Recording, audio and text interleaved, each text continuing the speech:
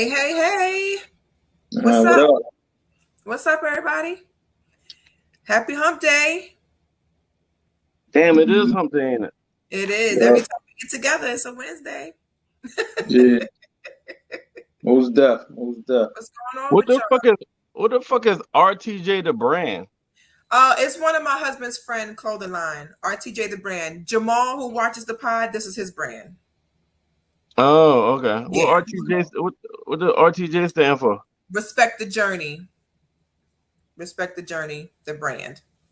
Oh, okay. Yeah. You look so confused. No, I was like, what the fuck is RTJ? RTJ, respect the journey. What's going on, though? What's going on with you, Mark? I feel like I haven't been on screen with you in a minute. Yeah, it's been a minute. You know what I'm You okay saying? over there? Man, you know what I'm saying? Just working through some things, mobbing in these Philly streets, man. You know how I go. You know what I'm saying? It's about it. All right. What about you, Merv? Shit. I'm You had to think about it. Like, yeah, think about it. Oh yeah, I was on last week. Yeah, well shit. Glad to be back. I'm just damn I'm just doing like Pinky the Brain trying to conquer the world. Figure out some kind of damn way. One of these shits is gonna goddamn hit. One of these fucking ideas or one of these attempts to conquer the world is gonna happen. And when it happens, I'm gonna let y'all lads know about it. After it happened. I mean, the world does need some saving. Mm. I'm sure y'all are aware of what's going Yeah. on in the Who streets. you telling? Too much going on out here. Yeah, it's been really I don't know. I feel like there's a shift happening in the world lately. It's too much stuff going on.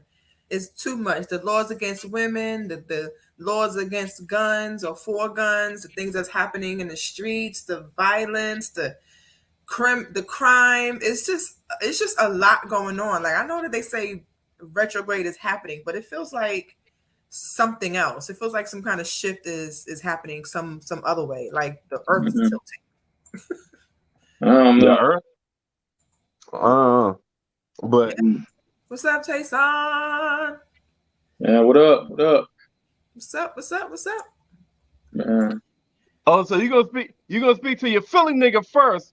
You gonna like you forgot about it. That nigga gonna say what's good, Mark, and what's good, Becca and Murray. What the fuck is up with that?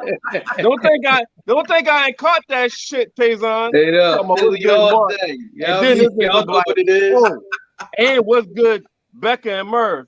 Hey, fuck all that Philly shit. You need to speak to all us in the same energy, nigga.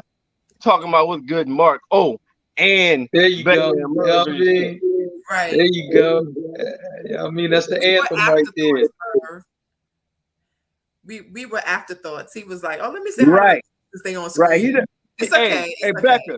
Becca, that nigga's about to hit send and like, oh shit. I ain't say nothing to Becca and Murph. That nigga had to do that. And Becca Murph. Right. He had the Send. backspace. Yeah. What the fuck you think this is, man? Like we was gonna call you out on that shit. That's all right, Tayson. We still love you. What you drinking on, Merv? I see you better go grab something.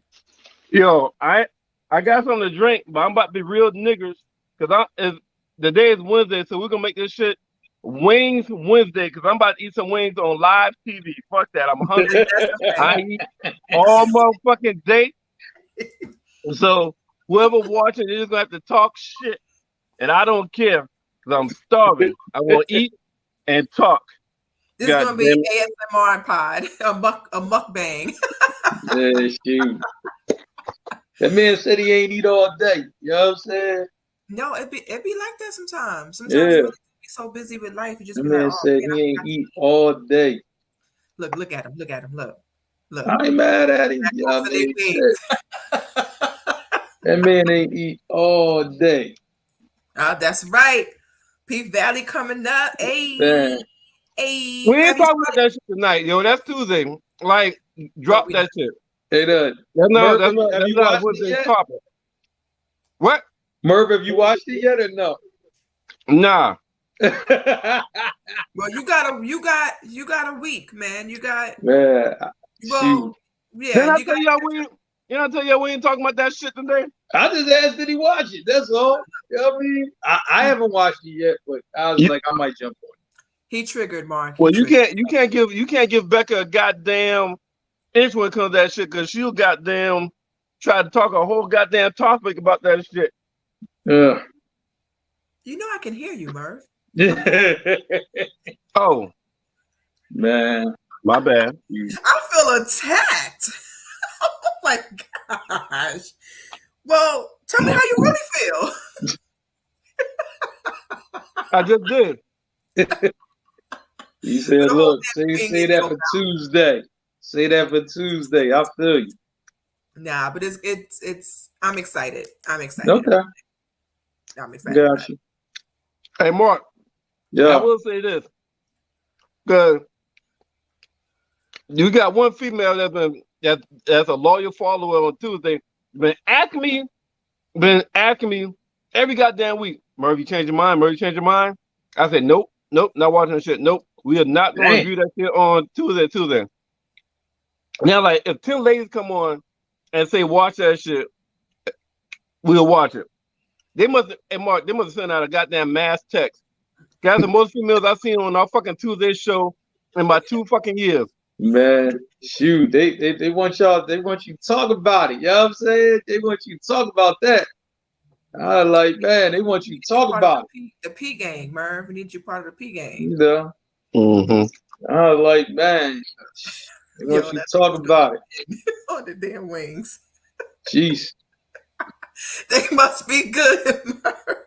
No, he ain't eat all day, so you really don't know if they good or he just hungry. I mean, you know, it might be both, but it might be one. We don't really know. I can't do nothing but respect it. When you hungry, you really just don't care. You gotta go in. You gotta go You in. really just don't care. You gotta go in. That's all I'm gonna say. You gotta go in. I'm not mad at all. So we're gonna start and we're gonna get the obvious out of the way. Because I don't want this pod to go too left. Okay. But Hold on. What you about to talk about? you know what we're about to Shoot. talk about. Yeah. Yeah, you know, let's get this out the way real quick. Yeah. Because I just like, man, you know, I mean, we all got thoughts on it. You know what I'm saying? Yep. Let's get to it. Fobb Elementary shooting. Yep. So the information has been coming out, and from my understanding, y'all could correct me if I'm wrong. So far, we have 19 students, and I believe 2, maybe 3 teachers. I'm not sure. I know 2 for sure, but they're saying there might be a 3rd teacher.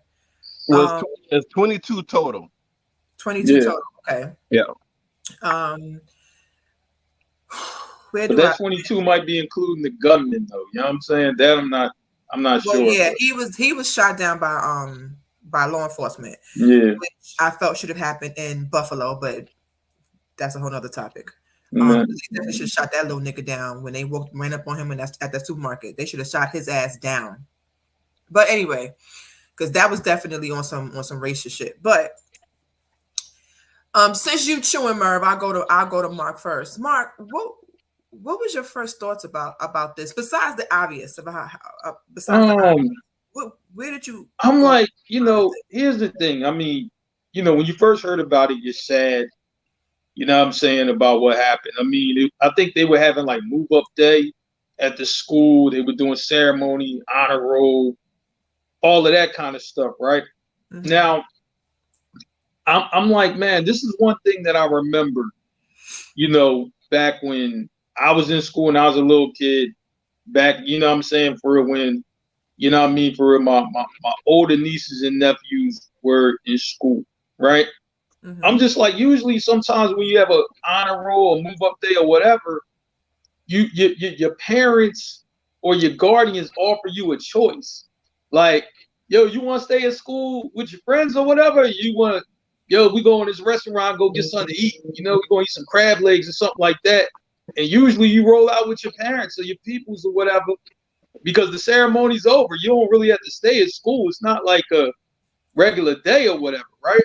And I'm quite sure some of them parents took their kids and left. Like, ceremony over. You know what I mean? Yo, we about to go to Cheesecake Factory, grab something to eat. We about to go, over here, grab something to eat, and we gonna celebrate with family. I'm quite sure that happened. You know what I'm saying? So the kids who elected to stay and just, I want to be with my friends, and we gonna be out for the summer. I'm like, man, I would feel terrible if I offered, for my kid that choice. He chose to stay with his friends, and now he's not here. That's the first thing, that popped in my mind when I heard a ceremony was at the school. You know what I'm saying? Because usually ceremony at the school, you roll out. You don't stay at school. You be out. You know what I'm saying? The thing that got me the most is because, my daughter's the same way. Like, if there's a function at school, or if there's, she does cheerleading, but she also wants to go to the games. She watches the games of some of the other sports. Like, she just likes to be around her friends. Mm. And as a parent, when you send your child off to school, you expect them to be safe, right? Absolutely. That would be nice for them to be safe, right? For you to know that you're putting your child in a facility.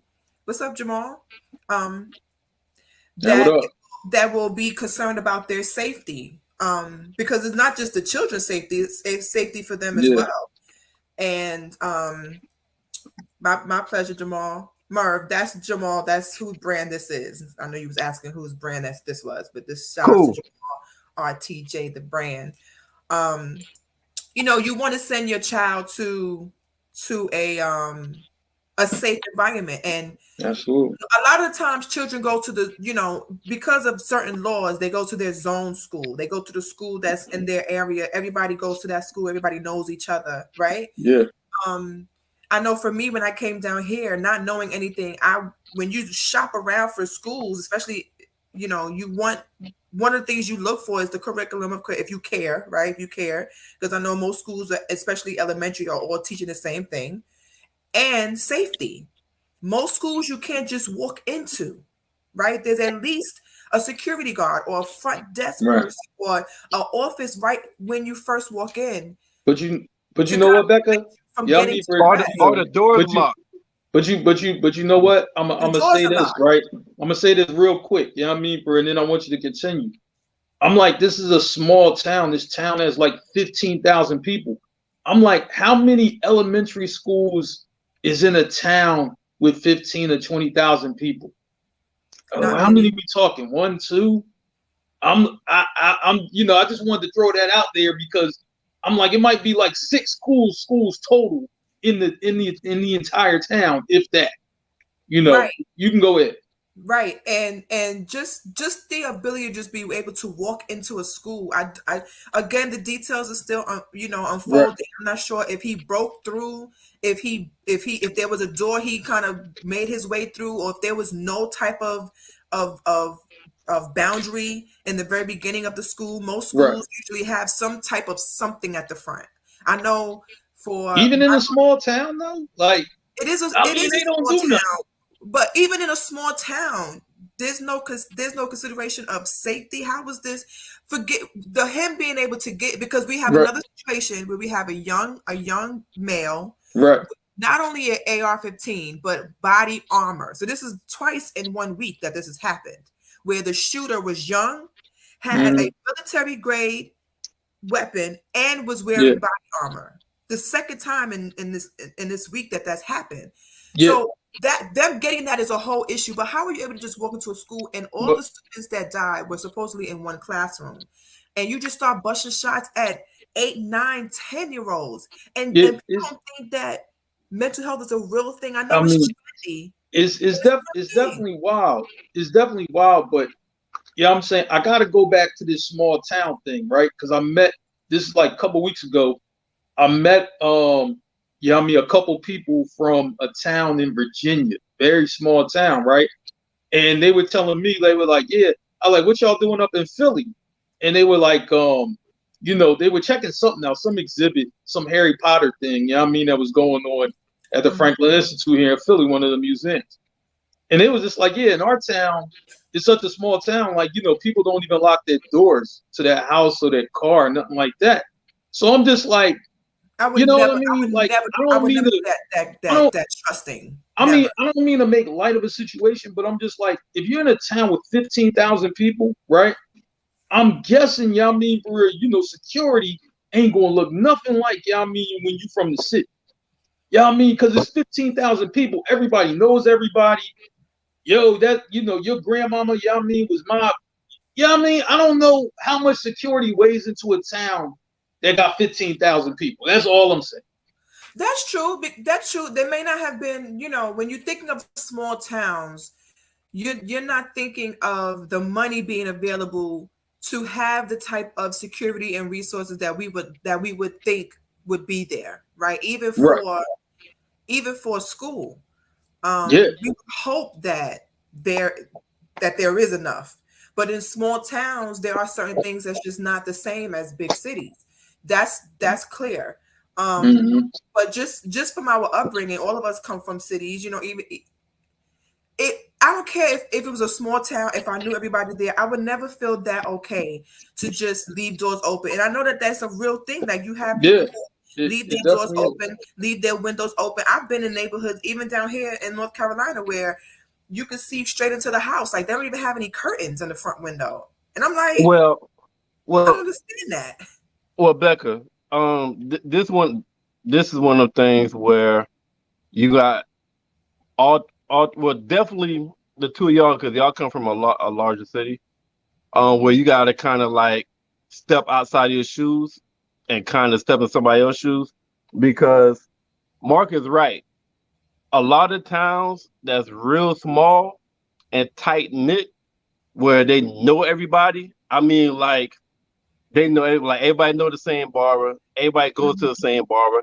Everybody goes to the same gas station. I mean, when it's a real small town, the fact that you know everybody, a lot of them don't like lock their doors, and it's like a lot of small towns don't have like murders or violent crime like that, because usually it's so small. The sheriff know everybody.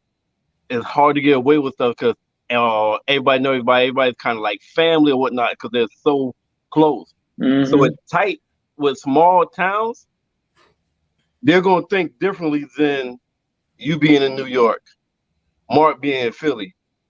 But even for a school, they wouldn't consider the safety in a school. Maybe your personal home, that's different, but a school, wouldn't they think to at least have some type of system at the school? I mean, no, it'll be the same. It's gonna, okay. It's still gonna be the same concept, because the teachers at school are still the same people that live in the neighborhood. You still got that concept, and this was 70 miles from San Antonio, and not far from above Mexico County.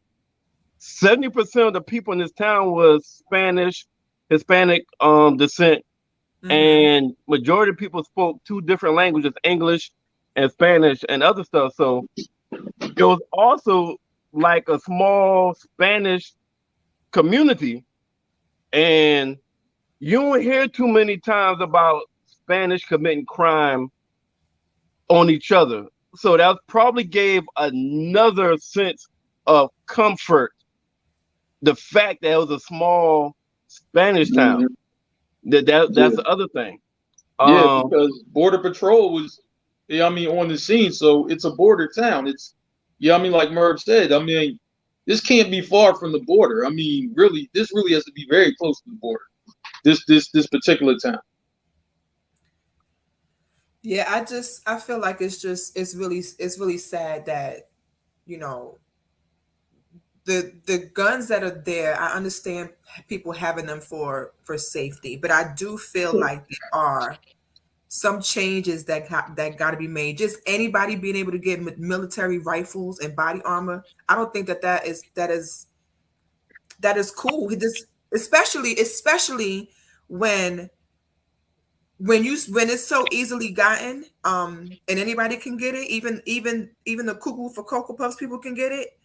You have situations that leave everybody in danger, and those parents did not expect their children to die No, like of that course day. not. And as a parent, that's the part that really gets me. I would hate to have to worry about things. Those are certain things that I would never want my child to experience. Being in school and having to deal with something like that, like a tragedy, is one of them. The biggest thing that my daughter has dealt with was one of the nurses at her school passed away in a car accident. And the next day of the school kind of, instead of doing their regular classes, they went to each classroom, was like, if there's any student, and this nurse had been there for a while, so all the students had knew her. Even the teachers, the whole school was mourning, and they was asking the teachers and the students, if you guys need a minute, we do have professionals that came, because my daughter goes to a private school, so they're able to have those kind of resources. If the children were crying, my daughter was sad about it. She wasn't crying to the point where she was like, oh man, she's gone. So they do have those resources that they may not have at any other public school or in small towns like that. Mm-hmm. That's a very scary thing to drop your child off at school and hope that this doesn't happen. It's bad. Well, so go ahead, Mark. All right, so here's the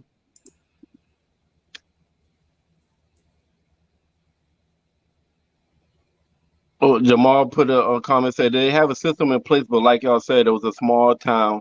They were more than likely relaxed on security at the school, and unfortunately, a tragic situation unfolded there. Sure. So here's the other thing, man. Y'all know not many things trigger me, right? Like, I don't really get. I'm a Kuna Matata, regardless of what we're talking about. I'm kind of like, I'm kind of even kill. But as soon as this happened, I started seeing some shit already.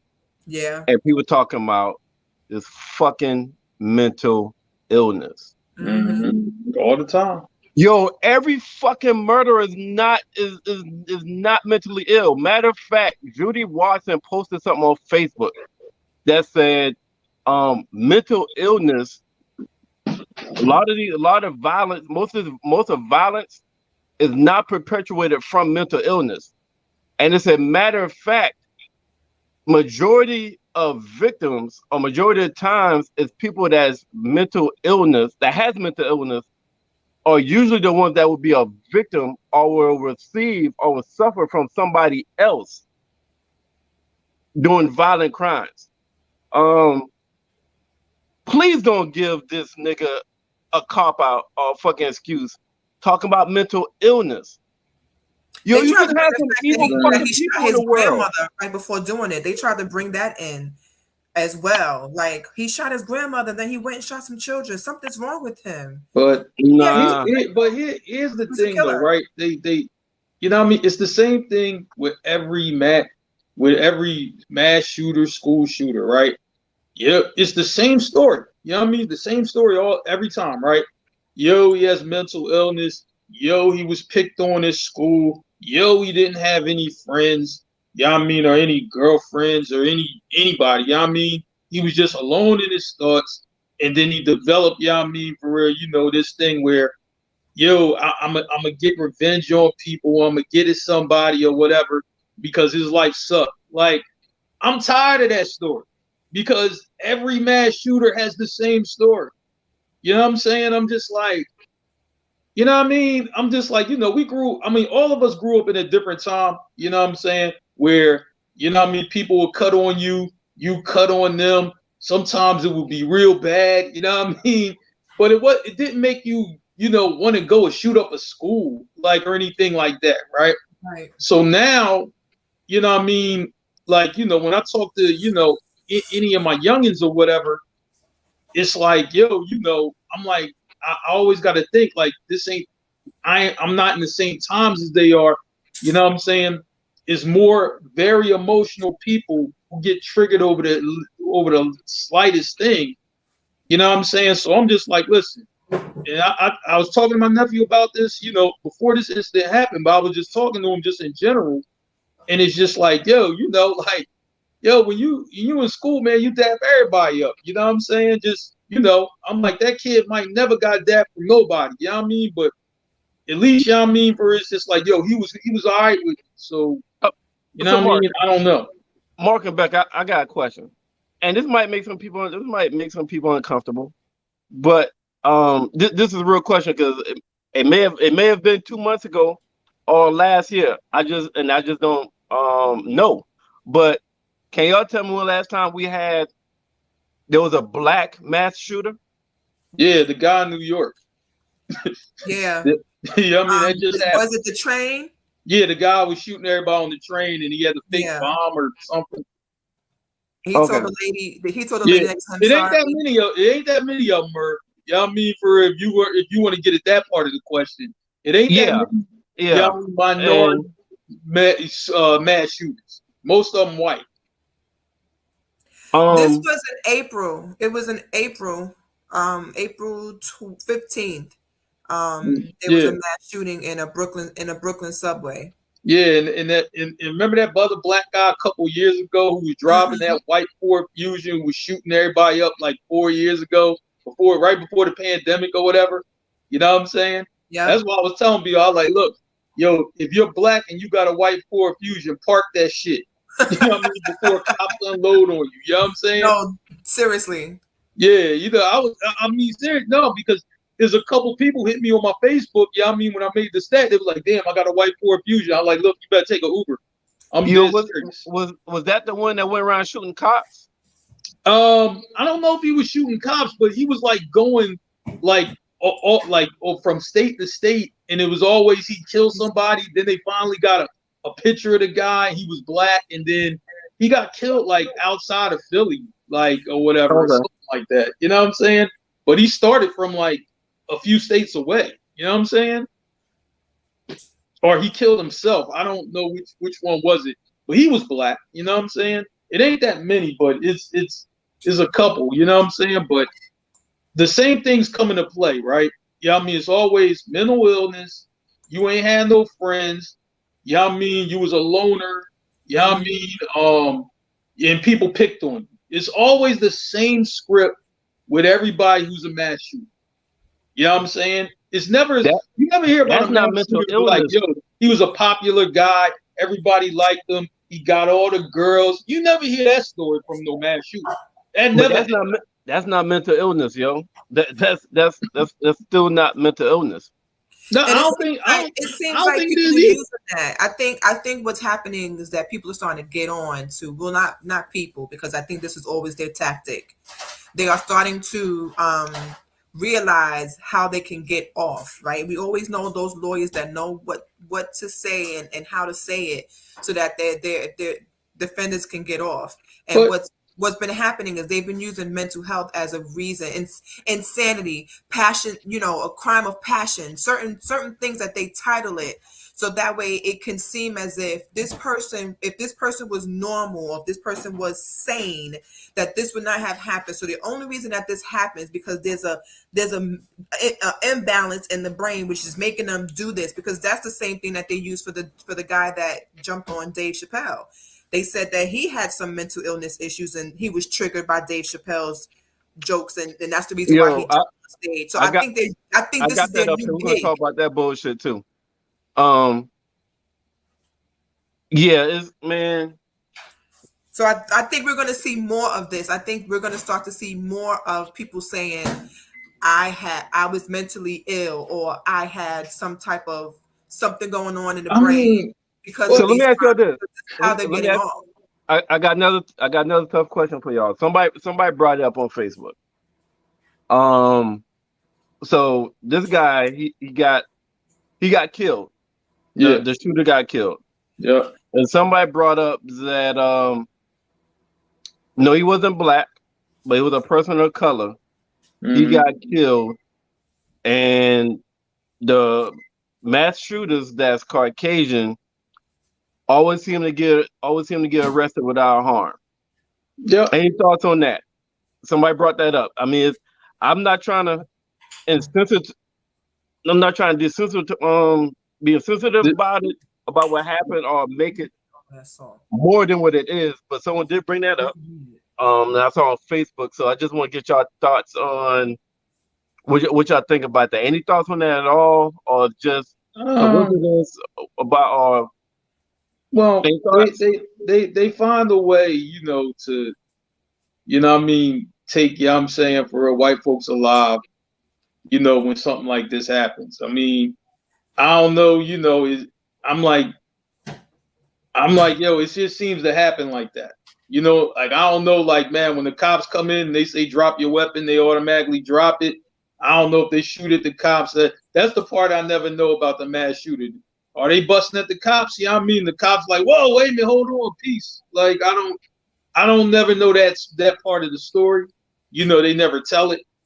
But I'm like, it's not that many persons of color who are mass shooters or whatever. So I'm not saying, it's a white thing, but it mostly is a white thing. You know what I'm saying? That's it. Well, it's facts. We've seen it so many times. They get taken away, handcuffed. They get, whether it's them being fed or them just being talked to, they're in the back of the truck. I'm sure that y'all have seen that meme where there's a young a black person and a white person in the back of a car. Yeah. The black person was beat up and bloodied, and the white guy asks the black guy, "What are you here for?" He said, "I just had a tail light out." And the that white guy was Dylan Root. That was the cartoon. Right. And that's the reality. That's what it seems like. And I hate to make it racy, but yes, that's exactly what it is. Well, we can't escape the facts. That's what's happening. I'm gonna say like this to be black. To be honest with you, non-white. Because it's like it's more of a white problem. You know what I mean? For I'm like, they gonna have to get upset. You know what I'm saying? And be like, yo, we gonna have to up the age of this gun shit. And you can't just walk in, oh, I don't got a criminal record. Oh yeah, here's your bazooka. Like, you know what I mean? It should be some type of test that you do have to go through, you know what I mean, to get a gun. You know what I'm saying? Otherwise, you know what I mean, for if you 18, you know what I'm saying? And this is, look, you know what I mean? You can't get a gun yet unless, you know what I mean, you get one on the street, you know what I mean? Then that's the way you got to get it. But, it was a statement that was put out because this started to create the conversation about gun laws and how it has been on the floor for a couple years, but there's a few people that just won't vote for it or against it. And it's kind of just sitting there. And there was a statement put out. The National Rifle Association of America releases a statement in response to the deadly shooting at Texas elementary school. It says, let me get rid of this right here so I can see all of it. Our deepest sympathy are with the families and victims involved in this horrific and evil crime. On behalf of our members, we salute the courage of school officials, first responders, and others who have offered their support and services. Although an investigation is underway and facts are still emerging, we recognize this was the act of a lone, deranged criminal. As we gather in Houston, we will reflect on these events, pray for the victims, recognize our patriotic members, and pledge to redouble our commitment to making our schools secure. That's just lip service. That's bullshit. I was just about to ask you, is that a CYA that ain't real? Cover your ass kind of statement, or do they really care? I mean, but you know what though? Here's the thing, right? The people who want to keep this shit in place, right? I'm not even talking just the lawmakers. I'm talking. It's like, yo, the right to bear arms. I gotta protect my home. I'm like, dude, nothing happens at your house. Like nobody's shooting on your block. Nobody's shooting on the next block and the block over and the block after that. Everybody who just loves, for this gun laws and the right to bear arms, nothing happens where they live. I mean, absolutely nothing. And so to be honest with you, all right, but watch this though, right? Y'all seen this because I think this happened in the South, right? Remember when it was like that gas shortage, right? It was a picture of the guy, with the M16 next to the gas pump or whatever, right? While his friend was pumping gas. I'm like, dude, nothing happens at your house, right? You know what I'm saying? You're just carrying this gun because it's just like, yo, I got the right to bear arms. I'm like, you ain't shot nothing, but some farm animals. You ain't been in no combat. You know what I mean? You ain't had to shoot at people who was trying to shoot at you. You ain't nobody breaking your house and you was firing off shots. Nothing like that happened to you. You know what I mean? But yet, yo, man, I got a bear arms, man. And you know what I'm saying? Come on, man, cut it out, man. You don't live like you in war, like you in You don't Afghanistan. live there. And you know what? Me and my husband talk about this all the time because in North Carolina here, we're in a state where you can carry. Yeah. Most people who carry their guns on them on a daily basis, they don't act up in the streets like that because they will hope to have never pull it out. True people who are gun carrying people don't act like gun carrying people. They be chilling. If you go to gun shows or whatever, everybody's chilling. They are not out there, loud and boisterous about, oh yeah, we got our guns. Yeah, they have them on them, but they're not out waving their guns like, hey, we so happy to be having our guns on them. If you know true people that really wear guns, they conceal them. You can show it if you want, but they're not in the streets acting up. If nothing has happened to you, especially if you live in a neighborhood of your own kind, and you feel like you got to bear arms to protect yourself, what's happening? You're not protecting yourself from your neighbors, or God forbid you get robbed or something happens to you at home. You want to have that gun so that you can act up in the street and shoot somebody black and say you felt offended or you felt in danger. That's all it is that you want to do, because most of the time you out there shooting deer and shooting animals. You're not out there busting your guns just because nothing's happening in your neighborhood. So let me ask you this: have a gun because you're unsafe in your neighborhood. So let me ask y'all this: the dude that just did that shit at the school, he bought his gun by himself on his own. Yep. He was 18 years old. Mm-hmm. Sound like both y'all said the age should be raised. So what age do you think you should be allowed to buy a gun? If you had to 50. These niggas is crazy. I'm gonna say like this. To me, I'm like 18. You gotta take yourself back. You know what I mean? For real, like emotionally when you were 18. You know what I mean? Not that you wanted to go around killing anybody, and not that you had a life, you know what I mean, for that, where every one of us had friends and we were social and all of that shit. But what I'm saying is that 18, even a normal 18-year-old, it can be a bit unstable at times. I'm like, I know I was. So I mean, imagine, you know what I mean, you're 18-year-old and your life sucks. You know what I'm saying?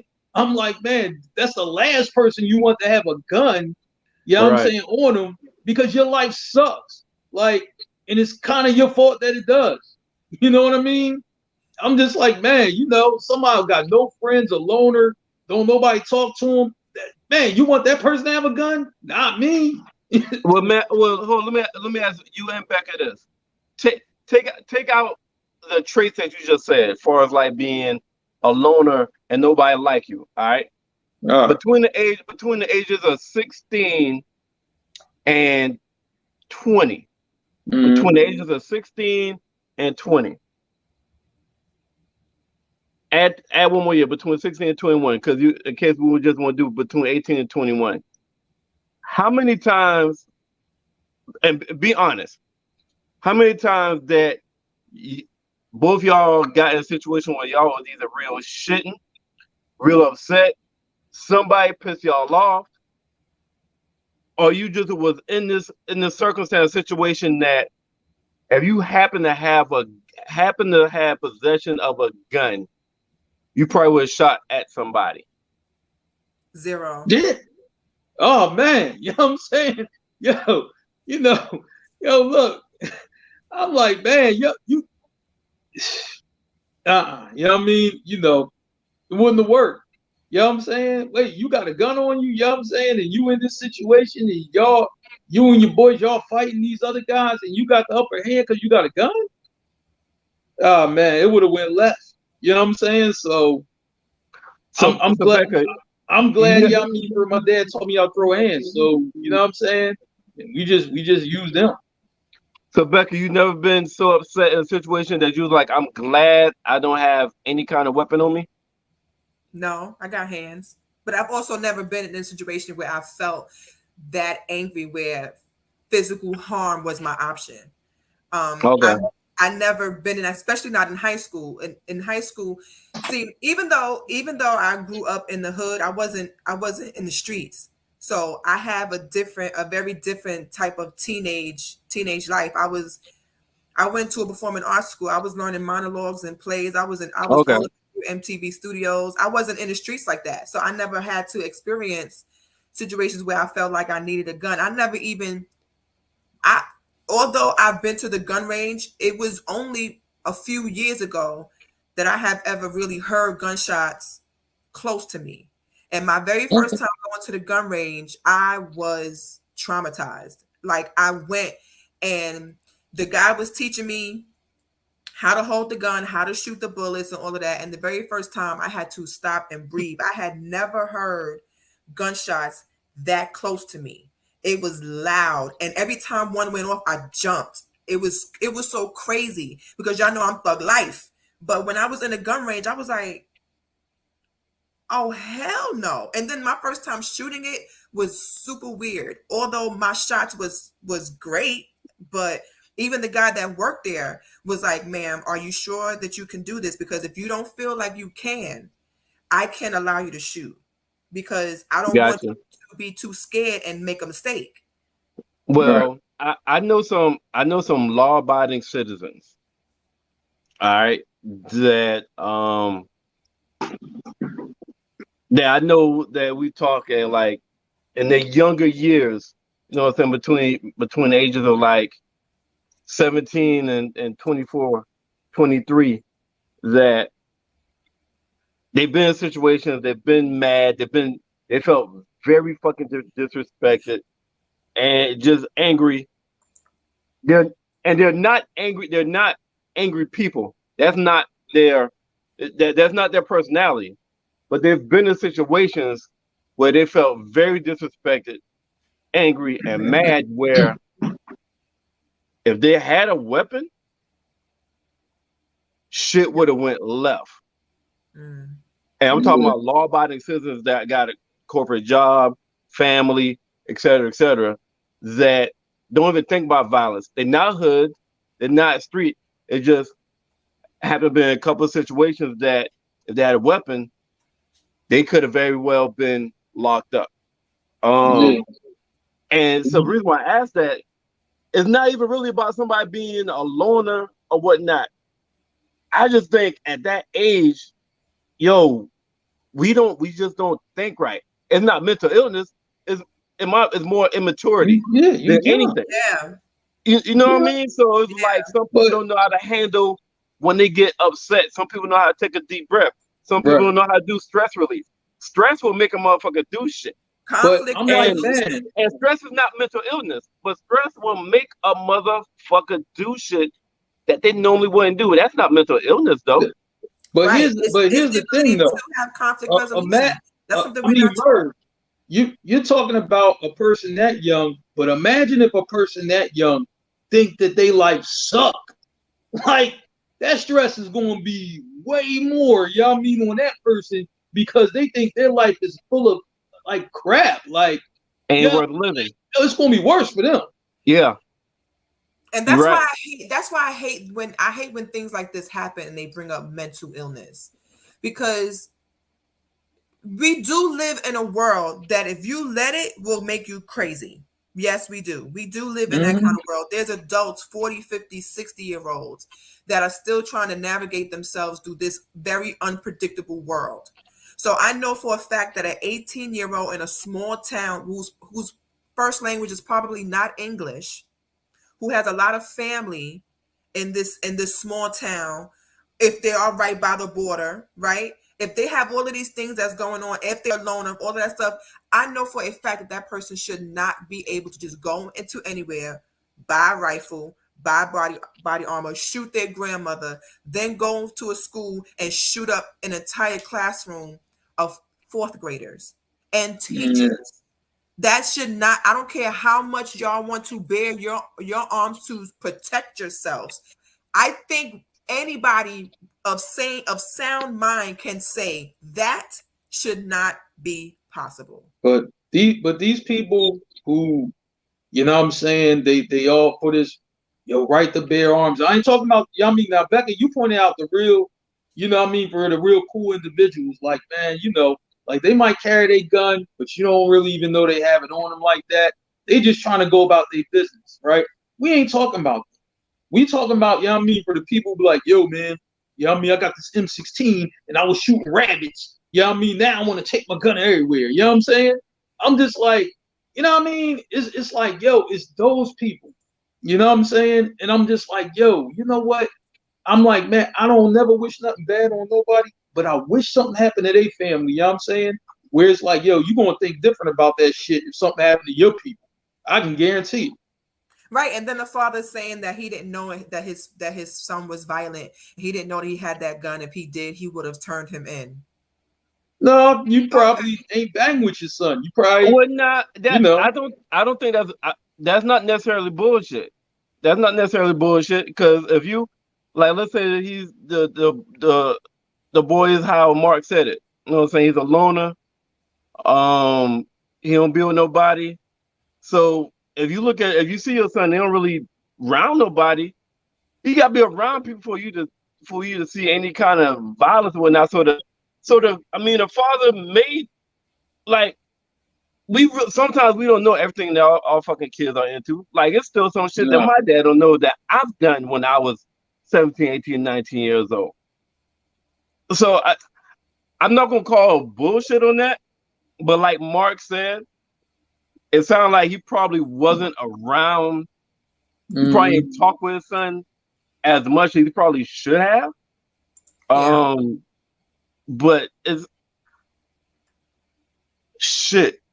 Like, it does make you ask the question, why the fuck would he shoot his grandmother? That's probably who he was raised by. Like, I mean, people would think, you know what I'm saying? Because somebody said this to me, and they was just like, yeah, but the bull was Spanish, though. You know what I mean? You probably come from a big family. I'm like, well, maybe you do, but they might not be all family like that. You know what I'm saying? He might have only been around his grandma. That might have been the only person that ever actually loved the bull. You know what I'm saying? You know what I mean? He might not even really even know his family like that. So, you know what I'm saying? You could, like, if you in your room and you just, and there's too much information out there on a bunch of bullshit anyway.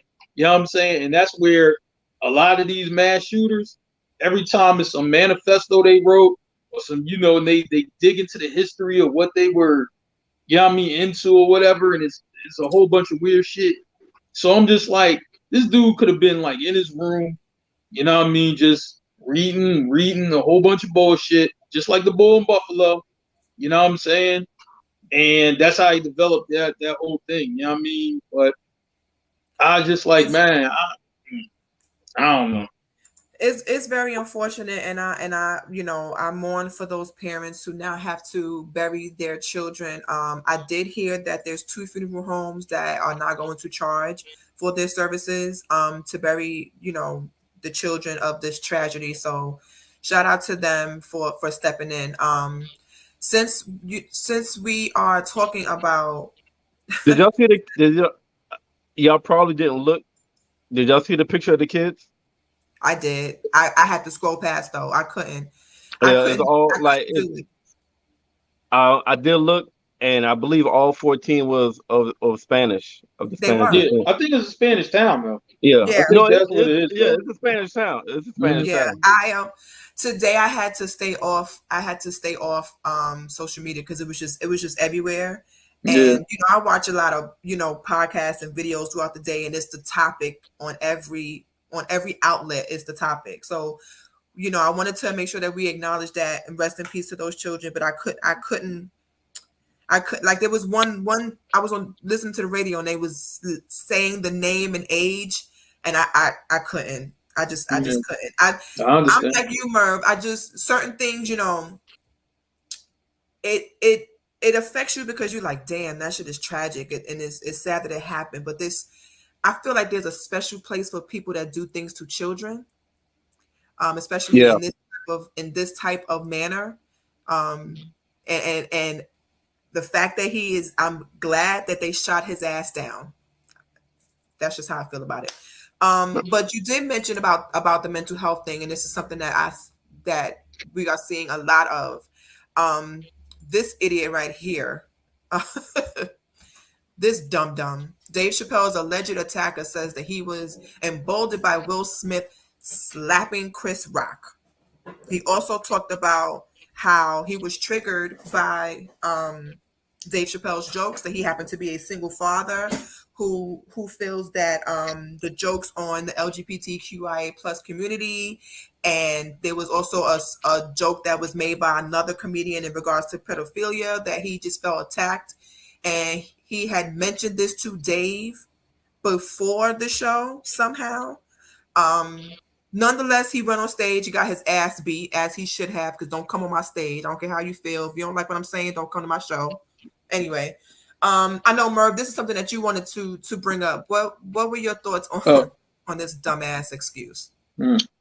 So I actually read it. So the two things that he said triggered him was the LGBT community, because he's bisexual, and the other thing that triggered him was a joke about homelessness, because he said he was homeless at one time, and Will Smith doing what he did gave him the courage or the umph to be like, yo, I'm going to check him. Will Smith checked Chris Rock, so I'm going to check him because comedians need to read the room and be aware of what jokes or what's okay to joke about or what's okay to talk about. And the other thing, he's an aspiring rapper. So he also did, he's an aspiring rapper. So he also did this shit for a little clout, notoriety, and his name trending and talking. So I'm sorry, I just want to make sure I'm following you. So you feel like this might get you some clout. So you jump on stage, the stage of Dave Chappelle, with a gun that will shoot a knife out. No, not a gun that shoot a knife out. No, fake gun. It was a knife in the form of a gun. It's just a regular knife.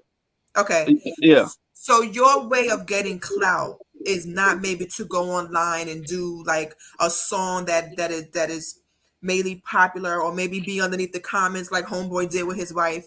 You thought to get clout was to attack Dave Chappelle? And you don't think that you thought that you was going to only get clout and not your ass beat? No, I think for nigga was mentally ill. I think for people, I think for a lot of the some of these young boys, the clout is the thing that they want. You know what I'm saying? Like, they don't really care about the consequences. It's the clout. Like, you know what I'm saying? That's like you ever see what I mean for with them boys, you know what I mean, for they be trying to prank people or whatever and get beat up. You know what I'm saying? Mm-hmm. Is like, listen, getting their ass whooped was worth it because they got the clicks and the views and the likes. You know what I'm saying? Like, it's real weird that this is how it is, but this is kind of how it is. But let me add something to the story. This same guy, like, you know what I mean, just got arrested for attempted murder, trying to murder his roommate. Yes, a couple days ago. Yeah, so I was like, so for everybody who's like, man, I can't believe he should have been charged with more with trying to attack a Chappelle, whatever. Well, you know what I'm saying? He's going to get charged a lot now. So, he definitely going to do some jail time. You know what I'm saying? That's without question.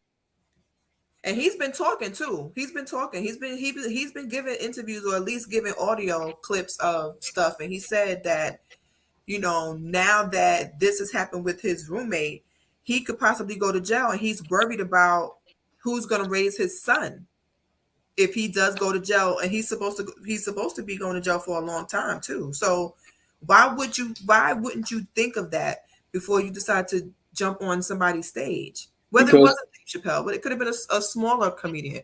Why would you think to do that? Like, I always say this and people always prove me right. People do the most counterproductive shit to get their point across, or to get a point made, or to one up somebody. It is the most counterproductive shit. So now your ass is going to jail. But Prison. let's call it what it is.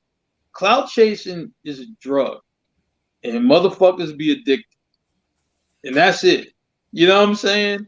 You see it all the time.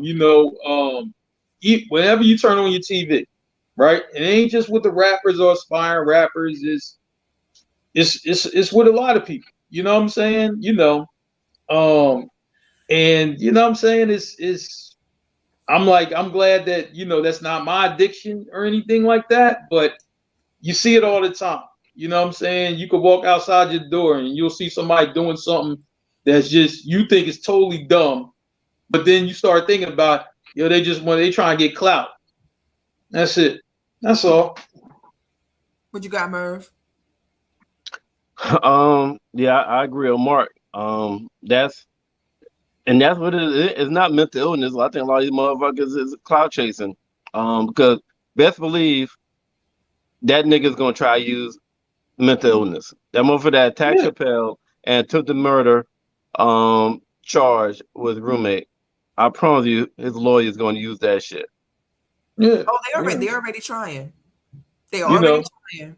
And the thing is, though, when you see these people when they do shit and they they get famous off or infamous off this shit, right? You know what I'm saying? They already got the look of a weirdo. Like, they got the look. Now you got to pull off the act, in the court. But they got the look, because I'm like, when you look at him, he looks like a weirdo. Then he got beat up.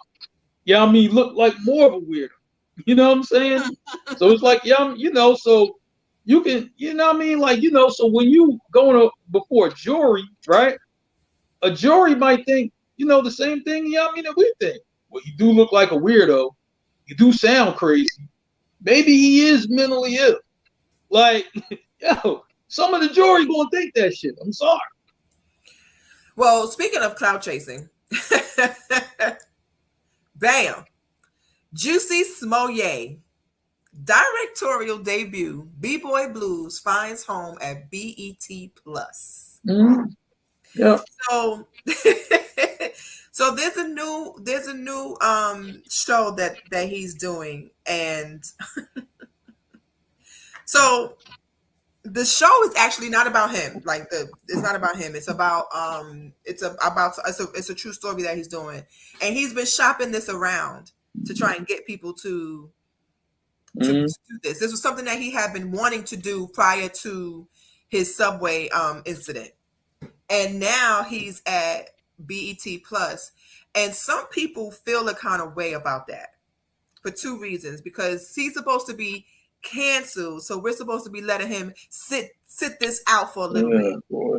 Then the other issue is that it's BET Plus, a black station, right? Black entertainment. Well, supposedly still black, but we know that BET has changed to white. But anyway, what are your thoughts on Juicy Smollett coming back after his I am not suicidal moment, his Broadway performance in the courtroom? Man, I really don't give a fuck. I mean, like, I tell us how you really feel. No, I really don't give a fuck. I didn't think his he was. Man, I didn't think he was big enough to get as much attention that he got any damn way. You know what I mean? Like, when he did that, now he definitely should have got in trouble for those fake charges. So I'm not saying that, but as big as it was, charge that nigga for false charges, put him in jail, let him do his time, and let him get out. And I mean, the nigga was acting on a big time TV show. I get it. The nigga served his time. The motherfucker out. It's not like he didn't go unpunished. The motherfucker got punished. So if he's out and he made a goddamn show, I'm tired of cancel culture. Fuck cancel culture. You know why? Why? Because cancel culture only affects the fucking black people. It don't affect no other fucking race. We only want to cancel each fucking other. That's all. Yo, and until they start canceling other people, other races that does fucked up shit. Right. Fuck cancel culture. Yeah. Like we only get sensitive to us. And it don't last long because if that person that we supposedly cancel do something that we like, we back on them. We still ain't really officially canceled R. Kelly. Like we still listen to his music. And we ain't canceling R. Kelly. You know what I'm saying? We still gonna play his music. He did some fucked up shit. Okay, cool, got you. But I'm still playing him personally. I still fuck off R. Kelly. I'm still pulling panties down with R. Kelly playing music in the fucking background, okay? I'm like, in the name of love at every barbecue. All the barbecues. I'm just like, I'm stepping in the name of love. I'm sorry. I'm like, like first thing, with this cancel culture, I'm just, stop. You know what I'm saying? I don't like nobody telling me who to cancel. First thing, don't tell me what to do. You know what I'm saying? I'm quite sure y'all feel the same way. Don't tell me what, because you looking, when somebody try to tell you what to do, you looking for your mom. Like, is mama around somewhere? Where is she? Because that's the only person I know that can tell me what to do. You know what I'm saying? If I bump and hit it hard from the back, what you gonna do? I mean, you stop me? Look, you know what I'm saying? Oh yeah, we should cancel R. Kelly because he was involved in it. I'm like, first thing, let me tell you something. We've been knowing R. Kelly was involved in it because the sex tape was out about like 1999. You know what I'm saying? It was on the stands of every hood in America. You know what I mean? But I think with Jussie Smollett, his so-called canceling was more so because he's supposed to be part of the LGBT community, and he also called himself the ghetto Tupac. So his cancelization was a little bit different, but people he just did some dumb shit. Really messing with him. Like, to me, he did some dumb shit. That's all I took it was. I'm just like, look, all right, listen. When Empire first started, like maybe the first season, because I think that's all I watched of it. The first season, maybe two. One episode of it. I was like, man, I think I watched the first season. But anyway, that was when the boy from New York Undercover was in that shit. You know what I'm saying? But anyway, like, I still wasn't going to cancel him because I was just like, oh, he just lied and did some dumb shit. Okay, so like, why should you, like, if you're a fan of his, why should you cancel him because he did some dumb shit? Everybody do dumb shit. He got creative though. There was a news. There was two Nigerians buffed up. Yeah. There was Subway meeting at 2:00 in the morning in Chicago. That's why his ass went to jail. I'm like, listen, he really went creative with that. Like I said, don't tell me who to cancel. Look, listen. Anytime I go to my mom's crib, right? You know what I'm saying? I like, Mom, what you want to watch, right? And then she'll say, oh, Cosby Show on, right? You know what I mean? Because Cosby Show still comes on TV One. You know what I mean? I put the Cosby Show on for my mom. We still watch it. You know what I mean? So what? You know what I'm saying? Don't tell me who to cancel or whatever. First thing, I ain't even canceling nobody because I can separate, for real, the man from, for the work that he did. You know what I'm saying? Now they got, hey Mark, now they got a show about Bill Cosby, like knowing the real Bill Cosby or some shit like that. I don't know who produced it. But if I had to bet, I bet the motherfucker's black that produced it. Yeah, yes, I want to say it was a black woman. Bird, you're exactly right. And I think it's on Netflix. Netflix. You're exactly right because I know somebody watched it, right? And then they tell me about like the black people were in it, and then what's really funny is like 3 or 4 of the black people they interview are from Philly, and I'm like, I'm like, oh man, well I'm not listening to him. He's a fraud anyway. I know him in real life. Like, you know what I'm saying? He a fraud anyway. You know what I'm saying? I'm just like, come on, man. They all like this is what they do though. They always get black people to tear other black people down. You know what I mean? So I want to make a correction. It's called We Need to Talk About Cosby, and it was in January, and it's on Showtime. It was full of shit. It's a four-part docuseries. All I want to know is the producer black. Yes. Yeah, the Yes. boy's black. W. Kamau Bell. I'm not Yeah, sure. I he's want to say it was yeah. a female, black female, but maybe not. It might have been a black male. But either No, way, that's a black guy. That's a okay. black guy. See, there you go. You know So, what I'm saying? so we don't really cancel. We don't really cancel because if I'm happen to be flipping channels and a different world comes on, I'm watching it. If that's scene night and day, I'm going to sing along with it. So we don't really cancel. I was like, man, to me, I'm never gonna buy into it. I remember when they tried to cancel Kobe, you know what I mean, for real, when he got the rape charge. I was just like, man, you know what I mean? Then the truth came out about that situation.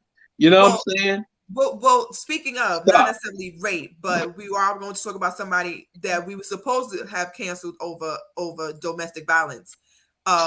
Chris Brown. we not canceling them either. Chris Brown was found congratulating Rihanna on the birth of her baby with A$AP Rocky, and the fans were not happy. After this what is stupid as fuck. Past, I don't know if she's okay with receiving a congratulations from him. This nigga can't say congratulations? Are you fucking like really? Really? This nigga could. It was no hating shit. He congratulated her and A$AP Rocky. He didn't just say congratulations, Rihanna. He mentioned both names. Congratulate A$AP Rocky and Rihanna on their birth. And niggas is mad. Like niggas is really feeling some kind of goddamn way. More than Rihanna. You know, right. Once again, because Rihanna have said that they have seen each other and they have been in the same spaces since that incident, and they not buddies, but they have been in a situation. They've done songs together after the incident. So which means you have to be cordial to do that shit. Rihanna does not care that he congratulated her. I'm sure she's probably saying thank you and keeping it moving. Nobody's really caring. I think people are just more mad than she is. I don't even think she's mad. And I bet you majority of them motherfuckers that's feeling some kind of way are Negroes. Black women. Of course. I guarantee you, is black women that's in the mentions talking about why he got said that to her. She's on his business. Stay out of it. No, I really would like to just ask somebody. Like, why do you care? Like, listen, angry black woman, why don't you choose better men to be with? How about that? You know what I'm saying? Before you go in on Chris Brown, why don't you, you got broke Chris Brown is beating your ass right now. Stop. Right. You know what I'm saying? You would hope to get beat by somebody rich like Chris Brown. You got how come you ain't rich? The guy beat my ass don't even got a job. Like, stop, please. Well, you know what? I think that just like Murph said, cancel culture really only applies to us. But I think that I don't think we really cancel. I don't think we really cancel. I think that we just, for a certain amount of time, give that person some pow and don't support them, don't like them, but over time it diminishes and we go back because everybody's excited as hell about this Chris Brown and Lil Baby tour. So we not that mad at Chris Brown no more. But here's my thing with cancel culture that's funny to me, right? When I look at, first you see the people who cancel, right? But then you see the people who's bringing up, the canceling and wanting to do the canceling, right? And I'm like, I don't know if y'all looked at these people, right? But I know y'all got to, if y'all did look at these people, hear from these, y'all got to think like, these are motherfuckers I would never hang out with.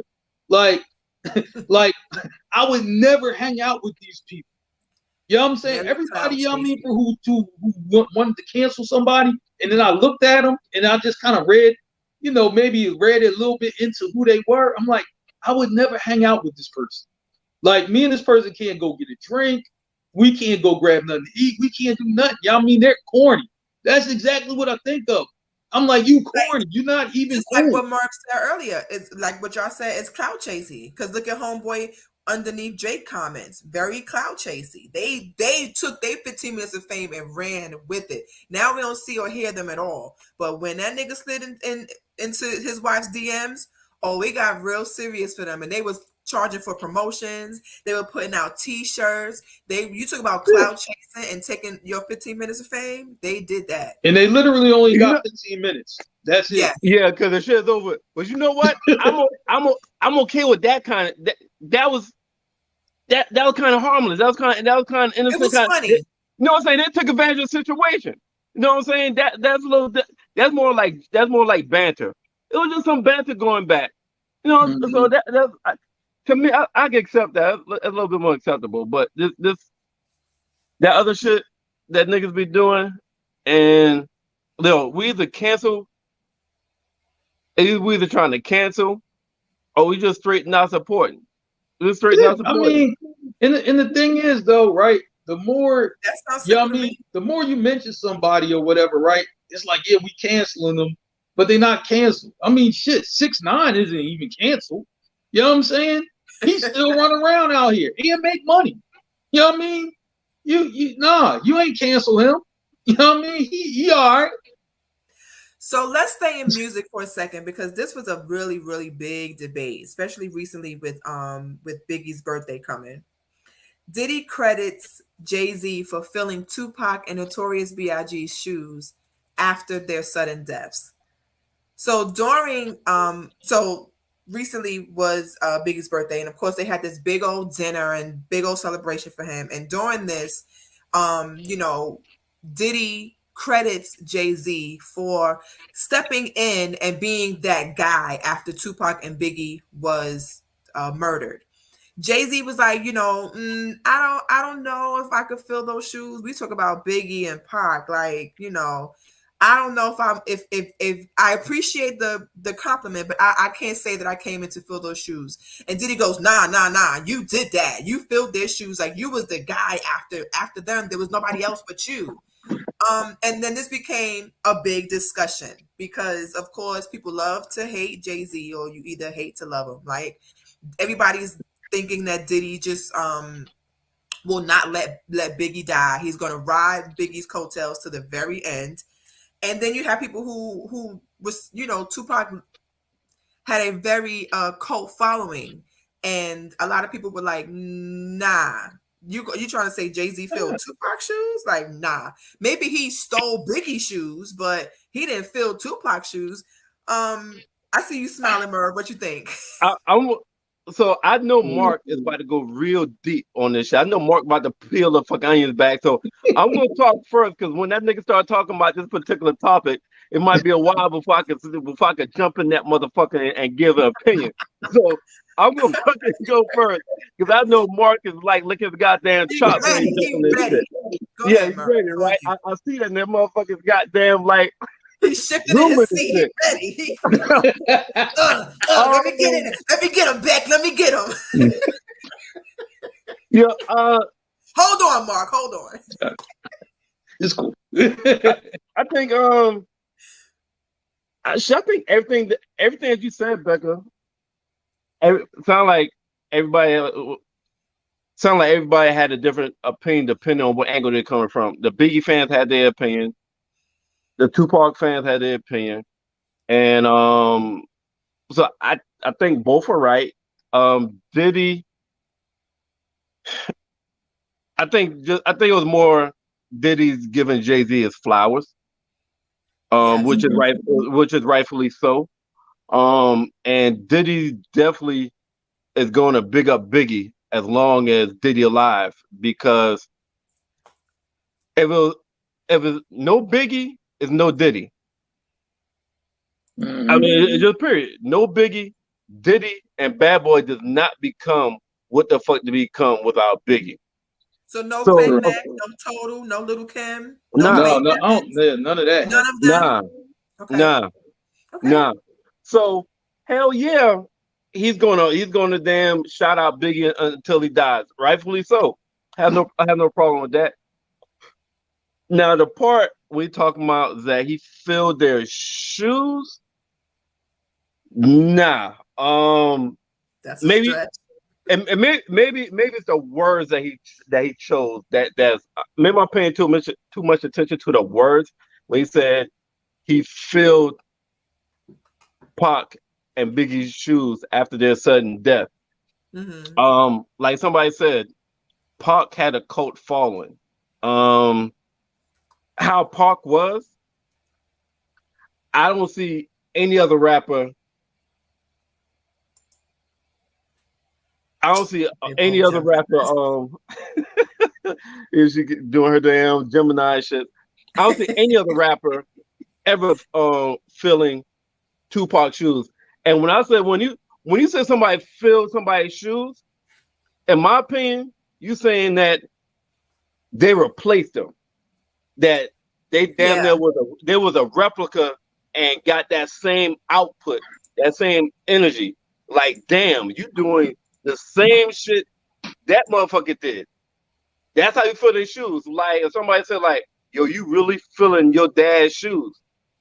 Because probably my dad was head of the family. I became head of the family. My dad probably made everybody came to my dad when they had a problem. Now everybody come to me when they had a problem. No, so I had the same, I'm having the same effect, the same result as my dad. So damn, you feeling your dad's shoes. Same thing you feeling your mom's shoes, you feeling your sister, brother. So when somebody say, yo, you really feel their shoes after they died or they going away, in my eyes, you saying that you replaced them and became almost like a replica, and you doing the same shit they did. You got just as big, same responsibility, same result. Jay-Z definitely didn't get that with Pac. He definitely do that with Pac. Yeah. And with Biggie,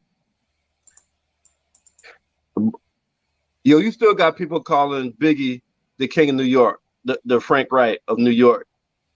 Now what I will say, musically, Jay-Z filled a gap, kept the music, the quality and the seniority and the he took over, he picked up the baton and he kept it fucking moving. He picked up the baton from Tupac and Biggie was running rap. He picked the baton and started running. He started running rap. So as far as that is concerned, yeah, he took over the rap game. So Diddy said, yo, after Big and Pac death, yo, you stepped up and you became the one in rap, musically, etc. But far as like filling shoes, and maybe I'm harping too much on the term filling shoes. Yeah. Maybe that's what Diddy meant as far as like becoming the one dominating at that time and running the rap game when he did. And I say this a lot. Motherfuckers don't like when I say this, but Jay-Z benefited the fucking most from Biggie and Pac dying. I'm a Jay-Z fan. So this is not coming from Sean. But I still feel that the death of Biggie and Pac allowed Jay-Z to, I don't think he reached this iconic level if Biggie and Pac doesn't die. I can see what you mean. I'm not saying it eliminated his competition. Yeah, kind of, yeah. You know what I'm saying? So he still would have been a dope rapper because when they was alive, yo, I fuck with Reasonable Doubt. I listen to that shit real hard. So I'm not saying he wouldn't make money or he wouldn't have no one albums or he wouldn't be successful.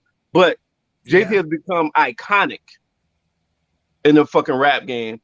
I don't think the iconic status would be as high, nowhere near as high if Biggie and Pac don't die. Because you still be looking at Pac, still looking at Biggie, and you're gonna look at Jay as he's still the little brother trying to come outside. Yes. Okay. Mark. Well, what you got? I think Jay-Z is the one rapper that benefited from a lot of different things happening for him to get to the level that he is. You know what I'm saying? It started with the death of Biggie and Pac. His start of ascension started there, right? But Jay really didn't even. It really, if you look at his rise, right? first thing, he didn't jump right in and run the game. Like, it was a lot of people around, when Biggie and Pac died. Nas is around, Busta Rhymes, DMX, Snoop. It's a lot of guys around. But one thing, I'll give credit to Jay-Z for. I'll give him this credit. He never, like some other rappers, his peers had peaks and valleys where they were hot, then they come down a little bit. They might have made an album that was a little bit of a dud, then they come back with some hot shit. Jay kind of steadily climbed. Like, you know what I mean? Jay ain't really have no down year. Like, you know what I'm saying? Like, he's that team, that always makes the playoffs. You know what I mean? Doesn't mean they win the championship. But what I mean? He always makes the playoffs. Even as the 8th seed. When you look at all the Jay-Z albums, right? I mean, it's not a lot of people is going to say, yo, man, that album was terrible. You're not really going to get that from a lot of people. A lot of people going to think his shit was all right or better. And I mean, now, all his other peers, I'm like, yo, it's some real duds in there. Like, yo, it ain't no hot single. It ain't no hot music on there. The shit was hot. That's it.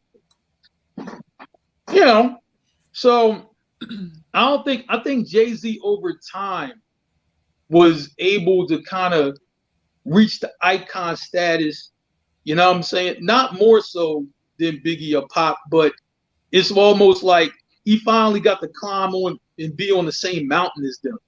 You know what I mean? Be in the same arena as them. You know what I'm saying? Because it was like Jay-Z did good shit for a while, but this is when, when Jay-Z really started hitting that icon thing? When people started referring to themselves as the Jay-Z of this or the Jay-Z of that. You remember when they said it about T.I.? T.I.'s the Jay-Z of the South. You know what I'm saying? That's when they started, you know what I mean? For where you're looking at Jay like, man, Jay's kind of at icon level because they're calling other hot artists, they're relating them to Jay-Z. And now if you look today, you know what I mean? Lil Durk, you know what I mean? But they say Lil Durk is the Jay-Z of Chicago. Like, you know what I mean? That's much respect. Yeah. You know what I'm saying? The Jay-Z of drill music, right? Because it's basically, it's not saying they're the same guy, but it's saying the influence that they have over the cities that they're in, you know what I mean, is like Jay-Z. You know what I mean? Like, you know what I mean? The influence Jay-Z has on New York is the same influence that T.I. had on Atlanta. It's the same influence that Durk has on Chicago now. Like, you know what I'm saying? That is kind of an iconic statement. But I mean, it took him a while to get there. You know what I'm saying? But I'll give Jay-Z credit. It was a steady climb, and he kept going upwards. Where you look at his peers, right? You know what I mean? Nas, it was peaks and valleys, and I love Nas, right?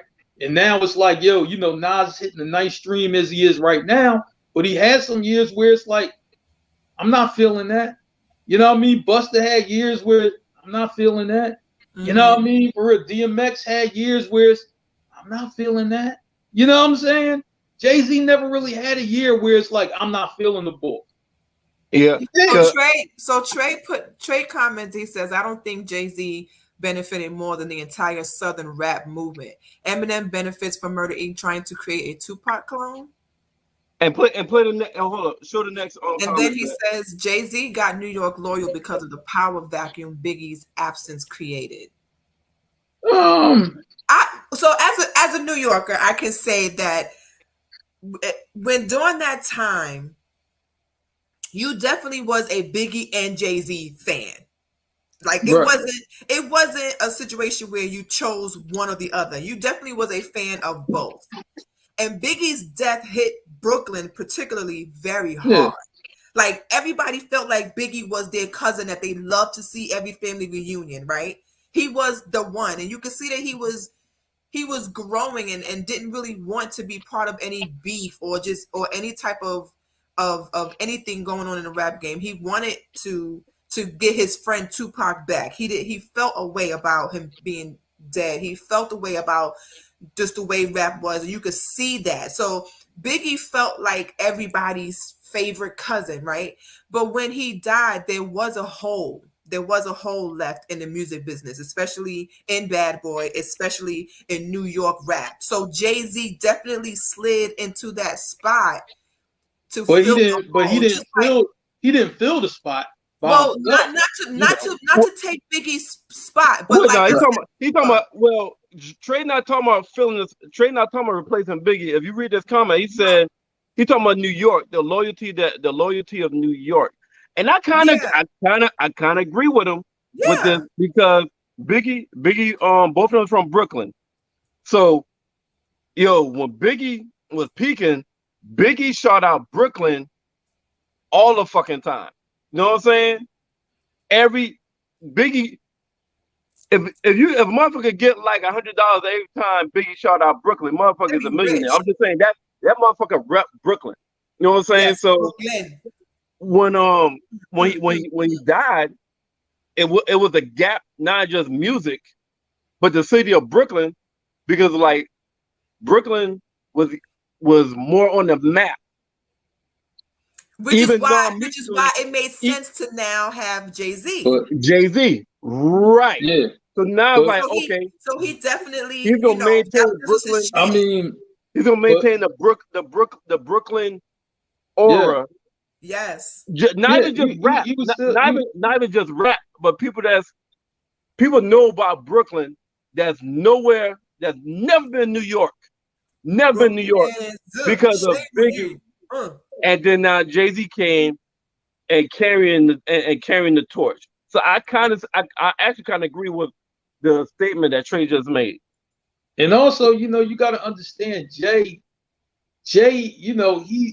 he's going to identify kind of what's next, and he's going to be able to ride that wave because it was just like, and Sean, he would tell you this if he was on you, but you know what I'm saying? He was able to catch the next wave very frequently, right? So it's like, all right, so no more Biggie, no more Pac, right? I did Reasonable Doubt. That was good. My next album was okay. You know what I mean? People, rock with it. Some people didn't, but more people did. You know what I mean? And then boom, he's like, well, what's the next thing I'm going to catch, right? And then boom, you know what I'm saying? He links up with the guys in Philly. And then all of a sudden, another wave is created. You know what I'm saying? When he caught that State Property crew, then he was able to reinvent. We gonna push it. You know what I'm saying? So now you got another dynamic going on. You know what I'm saying? That Jay caught, right? And then when he was done with that wave, it was changed clothes. Hey, Mark, let me interrupt you. Leo. Okay. Hey, Leo, Mark, Jay. I need you. Hey, Mark, read this so we can respond to this. Yeah, okay. Jay didn't take anything. Mace took Biggie's lane. Jay ain't get that spot till Mace was ran out of New York. I don't know. Mace had it for a little bit, but he didn't really have it that long. He had it for the first album. That second album, he was pretty much already over. And I'm like, man, Mace ain't. If Mace had the lane, which I do not think so, because I think to be honest with you, New York, it was like it was almost like a you know how like Mafia has 5 families? Yeah. I think with New York, they shared it. Because Nas had a piece. Yeah. But DMX certainly had a piece. Right. Yeah. Jay had a piece. Busta was still doing his thing. Yeah. So, you had the Wu, for some of them guys was doing their thing. So it wasn't one person, that had it. But I think what Jay did though, Jay outlasted a lot of those guys, and still was able to put out quality projects. But so, let me also respond to let me also respond to man, nobody feeling that double up joint like that. What's that second album? It's called Double Up Platinum. People weren't playing that shit like that. But it's still soul, Mark. It's still soul. Everybody was selling in. Everybody was selling in. Everybody was selling in. But he does have both of y'all have a point, right? When you said after Big and Pac death, it's almost like the two head of the families is gone. So now it became a bunch of smaller families from each one. And Mace, before Mace Harlem World, Yeah. And during that time, Mace became Bad Boy. Yeah. Bad Boy was on. So you Yeah. see Diddy and Mace in the streets like you used to see Diddy and Biggie. Yeah. Yeah. Mace was was twinsies. carrying Bad Boy. So what he said is actually But correct. that run wasn't that Now, long. That's all I'm saying. It really that's what I'm wasn't. saying. The only thing is, Mace fucked the wrong girl. He fucked the wrong nigga girl. From my understanding, is what happened. He fucked the wrong nigga girl, and he had to get the fuck out of New York. He made Double Up. He made what I heard. He made Double Up kind of rush so he could give his what he owed to Puffy to try to get the fuck out. And that's why if you go back and listen to Double Up, it's almost like a JV version. It's like a junior version of Harlem World. There's a lot of songs that have the same concept, but look like he rushed it just to put something together to give this Puff so he could get the fuck out of New York. Yeah. But like I said, though, you know what I mean? Like I said, though, it was just like, yo, a lot of people had their hands on it. You know what I'm saying? I'm just like, man, you know, like DMX, you know what I mean? For he have his hands on hip hop. You know what I mean? Come on, man. You telling me Mace was, you know what I mean, for real, was pop more than X? The fuck out of here. You know what I mean? Nah. You know what I mean? Nah. Well, what just I think know, Leo no, is that Mark, Mace had his time. Yeah, you add no, but what I'm saying is that, yo, New York, you know what I mean, for like, yo, man, there was a lot of people moving around then. You know what I mean? Mace ain't running. No, but that shiny suit era was a time to be alive. I remember that shiny suit era. He had that a piece. was a time to be alive. Yo, he had a piece, man. But shoot, they were slicing that cake up. He had a piece. You know. But Mace dropping Harlem World dropping 97, right? I believe it dropped in 97. Is that 97? What song? Yeah, I believe Harlem World dropped in 97. And X dropped in 98. So for about a year and a half, Mace was carrying Bad Boy, and Mace was at one point that nigga in New York. That's all I'm saying. I'm not saying that he ain't have it. I'm just saying he ain't have it that long. Like that was like yo, as soon as you but you say the same thing. He said until Mace got ran out of New York. He got ran out of New York quickly. He got ran out quickly. That's all I'm saying. Like about a year. He ran a year and a half. It was all about Mace because he brought on Cameron. He vouched for Cameron. Like he bring other people on at the time. If Mace don't fuck the wrong girl, don't fuck the wrong nigga girl, get in trouble with that dope dealer. The Mace hip hop story would have been totally different. Yeah, you know what I mean? That's true. Just like man, you know what I'm saying? It sounds like it's saying that after Biggie died, the next one it was supposed to be was Mace, but Mace made a wrong move and had to get the hell out of Dodge, and then Biggie came. Like I said, that wrong move came quick. You know what I mean? Because a year later he was out. Mark, hold it real quick. You keep arguing the same thing that he already said. Listen to his point. What he said is, because we were saying Jay-Z was next.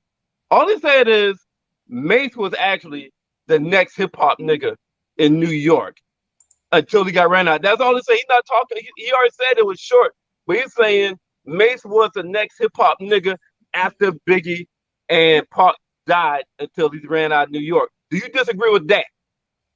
I think even if Mace was around, man, X would have had it. Because X first 3 albums was like legendary. You know what I mean? But Mace was before DMX. But Mace was before DMX.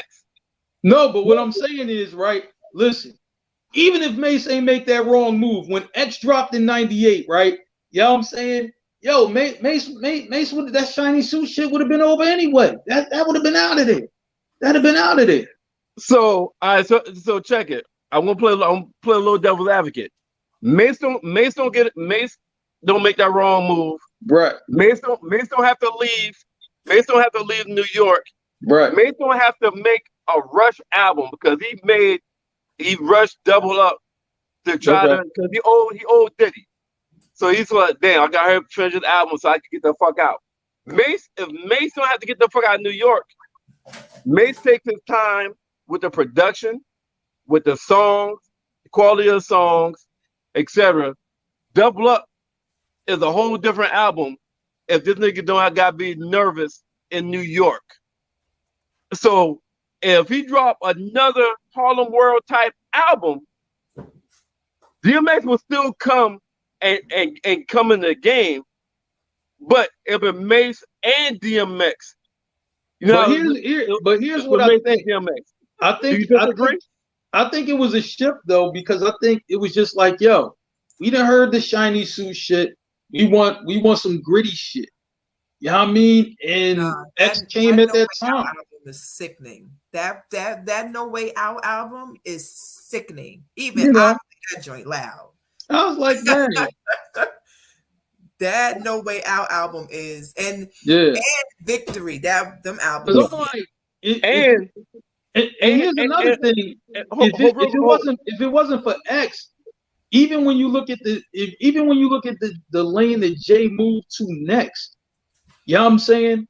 That Philly lane wouldn't have got popping the way that it did if it wasn't for X, you know what I mean, for real, actually moving in, coming with that gritty shit. So Jay was like, man, I gotta jump on that. And then he found a new way. Trey. Come on, Trey. That's bullshit, Trey. I don't want to give Mace no props. That's bullshit, Trey. That's bullshit, Trey. That's bullshit. And when I say that's bullshit, that's not me saying that Missy wasn't getting her numbers and wasn't being successful. But in 97, Mace was all over everything. The Harlem World sold like a motherfucker. Harlem World had a bunch of goddamn singles out. I'm responding to Trey. Harlem World dropped. Harlem World sold a bunch. Harlem World had a bunch of goddamn singles. And Mace was featured on a bunch of different shit that motherfucker was rocking. Mace was on 112. He was on Total. He was on Cameron shit. Like, let's give Mace his props. Granted, it was short. I get that. But that fucking year, 97, it was all about fucking Mace. So Trey, come on, man. Missy Elliott was not harder than for 1 year. I got you. I'm looking at Leo now. I'm a huge Jay-Z fan, just like I'm a huge Biggie fan. But if Big did not die, Mace did not leave, and Bad Boy runs the game. Let's just say if Biggie was still alive, mm-hmm. Mace didn't have to leave New York. We got Biggie and Mace, right? Yeah, but then Mace will Jay-Z ever come to be who he was at that time? Will they have been? Will Jay-Z? Will he have been able to squeeze through the Biggie and the Mace to get some shine, or no? I don't know. That'd have been tough. I don't think that'd have been tough for him. He'd been sharing. That'd have been tough for him. He'd been sharing. Because at that point, then you would have had X, Locks, Lil C's. Like, then you would have definitely it would have been, and I hate to say it, but maybe there might not have been room for Jay-Z if Bad Boy was really, because Bad Boy was on its way to the tip. They was already to the tippity top. Big's death shut all of that down. It made everybody drop and roll. You know what? I never thought about this scenario until Leonardo just said. I never thought about Biggie don't die and Mace stays. Because here's the other thing. If Biggie don't die, Mace don't become Mace either. No, what are you talking about? No, Harlem World still dropping. Harlem World's already. If Biggie don't die, right, them projects would have dropped. But Mace wouldn't have been the star that he was if Biggie was still around. No way. No way he would have. The star, okay. The star, no. But he would still have been, he still would have been just as impactful amongst Bad Boy, helping Bad Boy control things if Biggie don't die. Mace there. And here's the other thing. If Biggie don't die, guess who don't fucking leave? Mace, The Locks. the Locks. And the And locks Biggie- don't become the locks. Think about it. Locks don't become the locks if they stay with Bad Boy. That wouldn't have never the locks as we know them today. You would have never got that. Not from under Puff. Well, the Locks has As we know No, them I today, disagree with we that wouldn't have because- got them. Did you hear the Locks Biggie- first? I have the Locks first album on my mama career. I can send it to you if you need me to. They're not the same as Rough Rider Locks. It ain't even the same. They ain't even close. I think New York talk. Keep it going. I still think they blossom with Biggie. Because I still think they would have had. I still think they blossom because Biggie had is the one. Biggie to me is the one I think Biggie motherfucker. started his own record label. Biggie's the one motherfucker that had the ability to probably influence Puffy more than Puffy influenced him. And the Locks and Biggie was tight. I think Biggie's like, yo, Puff, we gotta give the Locks another kind of lane. And I think Puff would have fucking listened.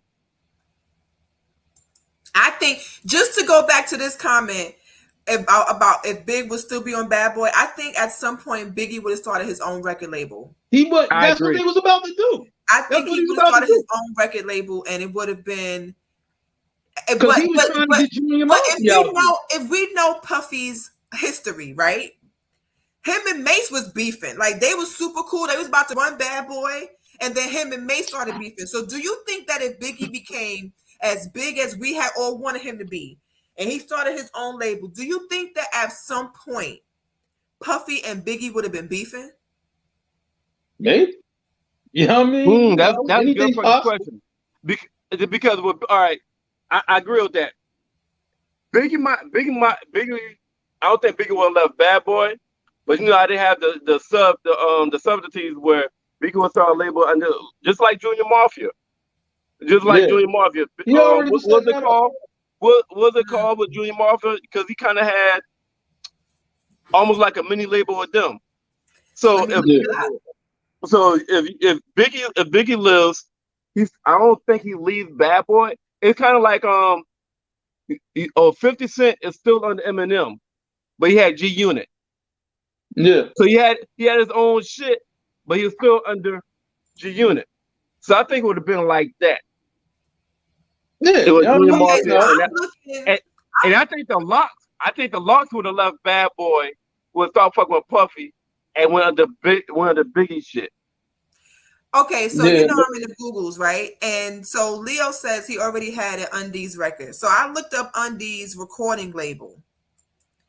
So this is what has come out so far under Undies. Little Kim and Cisco, How Many Licks? Little Kim, No Matter What They Say. Junior Mafia, Conspiracy. Little Kim, Hardcore. Lil C's The Wonderful World of C's and Leo. Little Kim's Notorious K.I.M. Lil C's Play Around. Lil Kim and Puffy, No Time. Oh, so that's all under Undies? I'm looking at it right now. Little Kim and Little C's is all up and through Undies. The Wonderful World of C's and Leo. Little Kim's Hardcore. Yeah. I'm looking at. Oh, okay. Now, Biggie would have brought a Junior lot. Mafia, I'm looking at all of Yeah, these. Biggie would have brought a lot more to that situation. He would have brought a lot more to that situation. That's a guarantee. And You know I what I'm guarantee you, at some point, Puffy would have seen Biggie as his competition. Yeah, you know what I mean? But, that happens. You know what I'm saying? So Biggie dying left room for a lot of other shit to happen. Yeah. I mean, a with lot Biggie dying, it's like a lot of things, went a different way. You know what I'm saying? But I think, how it helped Jay-Z, I think, is that, you know what I'm saying, Jay-Z always kept that steady climb. And I think everybody, all his other peers, they were up and they were down. You know what I'm saying? And he always kind of ascended. You know what I'm saying? So I'm like, man, he's like one of these guys. He would have got to the top one way or another. It just didn't come like immediately. That's all. You know what I'm saying? So Biggie was a a staple because his death or him staying alive would have to be ultimately changed New York hip hop. It would have changed New York hip hop. Yeah, if he had stayed alive. Well, it already changed. Hold up. When you say change, you mean from what it is today? Meaning that a lot of things that we that had to shift because he passed. I gotcha. A lot of the hip hop, the New York hip hop that we've seen after Biggie's death, probably would have been totally different. Yes. If he didn't. If he was still alive. Leonardo said, if you remember, no one was Jack and Jock and Reasonable Doubt when it first came out because it was Jack and Biggie whole style already. Yeah, but I will. But I'm just saying that was known, but I'm just saying still it took Jay-Z, it still took him a while to get to where he got to. Like, he didn't jump right in. You know what I'm saying? Like, he just didn't have it back then to jump right in. Like, over time, you know what I'm saying? He got it, but it just took him a while. That's all. You know what I'm saying? That's what Leo was saying, that it took Jay-Z a minute to. Yeah. But Jay-Z, I mean, for one thing about him that was smart, he always knew what wave to jump on. And he was usually right when he jumped on the wave. And he was able to ride each wave, you know what I mean, to the top. I'm like, you got to give credit where credit is due. Like, you know what I'm saying? He was able to do that. So I got a question for Leonardo. And Mark, if you got a different answer than what you just said. So Leonardo, what music situation helped Jay-Z iconic status the most? Leonardo, what hip hop situation helped Jay-Z become iconic the most? Shoot, Kanye. Right. Biggie wore a crown because he was the king of New York. Absolute truth. Jay-Z got where he was because Biggie wasn't there. He's an opportunist. Oh yeah, you know what I mean? Oh my God, Trey, that's we all know that. You know what I mean? That's I felt that. Jay's an opportunist. You know what I mean? All that. There's a lot of Jay-Z slander going on right now. I'm not sure how.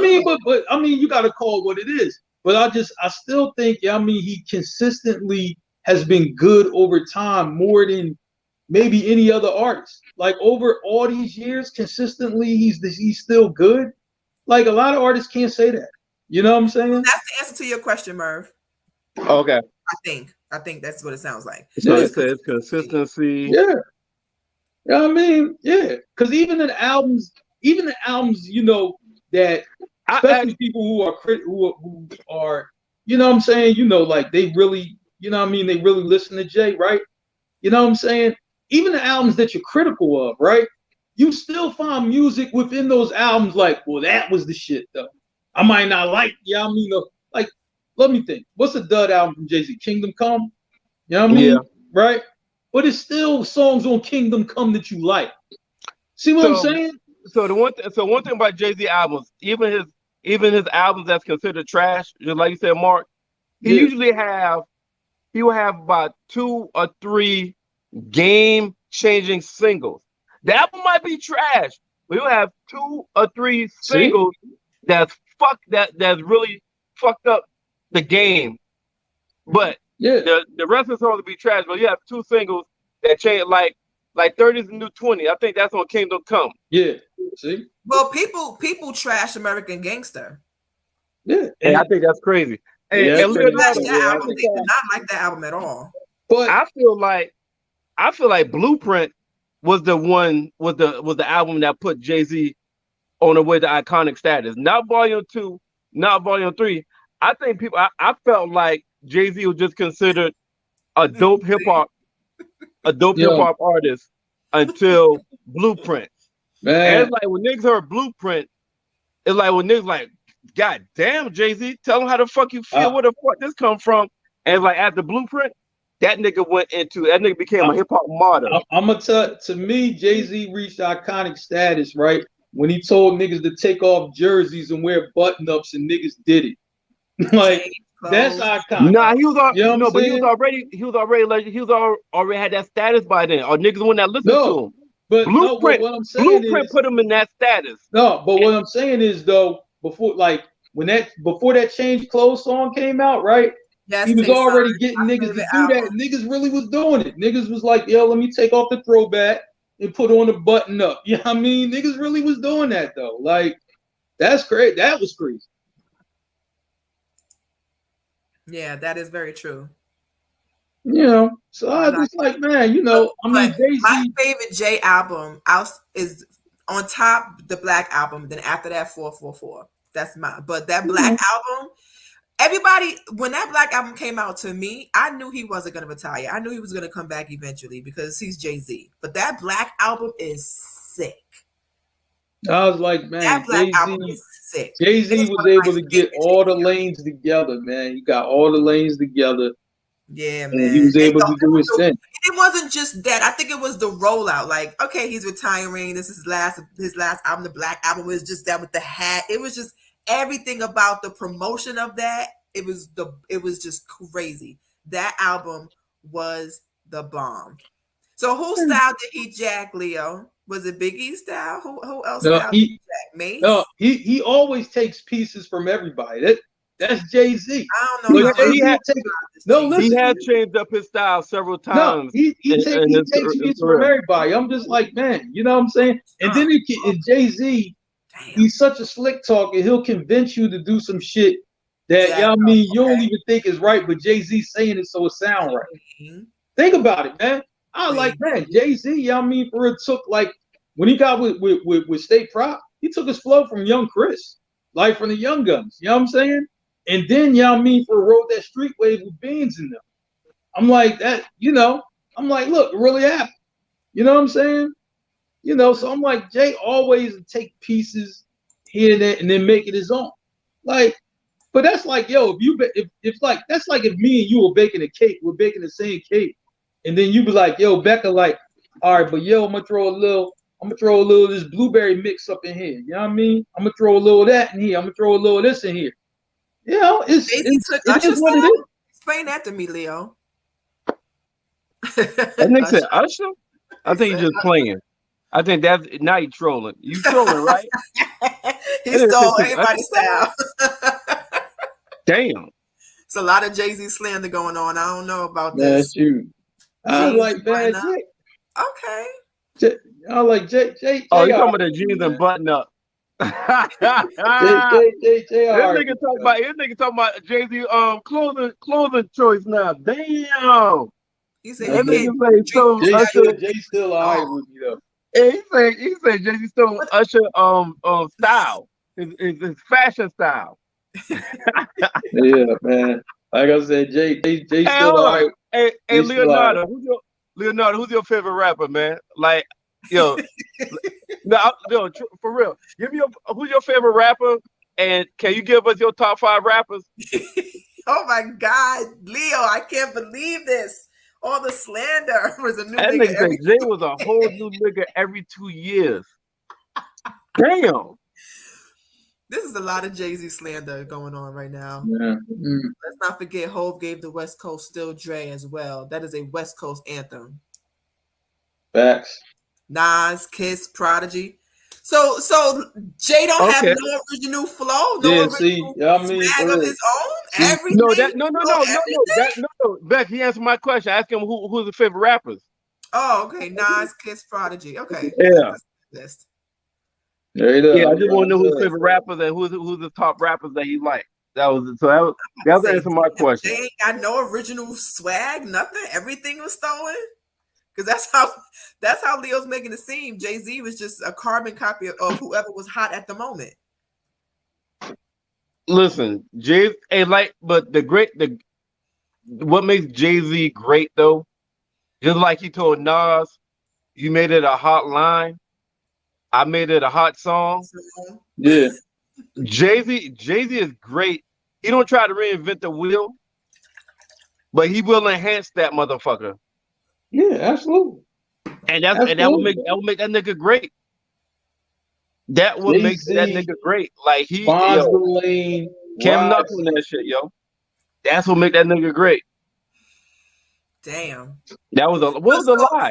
Hey man, So listen. his longevity after all these years, right? Is he still Jack in style? Like, can we say that he has his own identity now, or no? I don't know. You know what I'm saying? You know, but guess what though? You know what I'm saying? I like Jay's annoying protege does a lot of the same things. Of course, I'm talking about Drake. He does a lot of Jay-Z shit, and that's why he's on top. You talk about Aubrey? Yeah, he does wow. Jay-Z shit, and that's why he's on top. Who's he said it's still Basquiat? Basquiat. It's Basquiat, I believe is how. He's an artist. Yeah, Basquiat is a painter, I want to say. He was an artist, but he was a painter. And if you look at the way Basquiat wore his hair, that's how Jay-Z wears his hair now. Exact same way. The big ass locks. Just yeah, so his his whole life. Oh my God. God this part I don't know nothing about. I don't know nothing.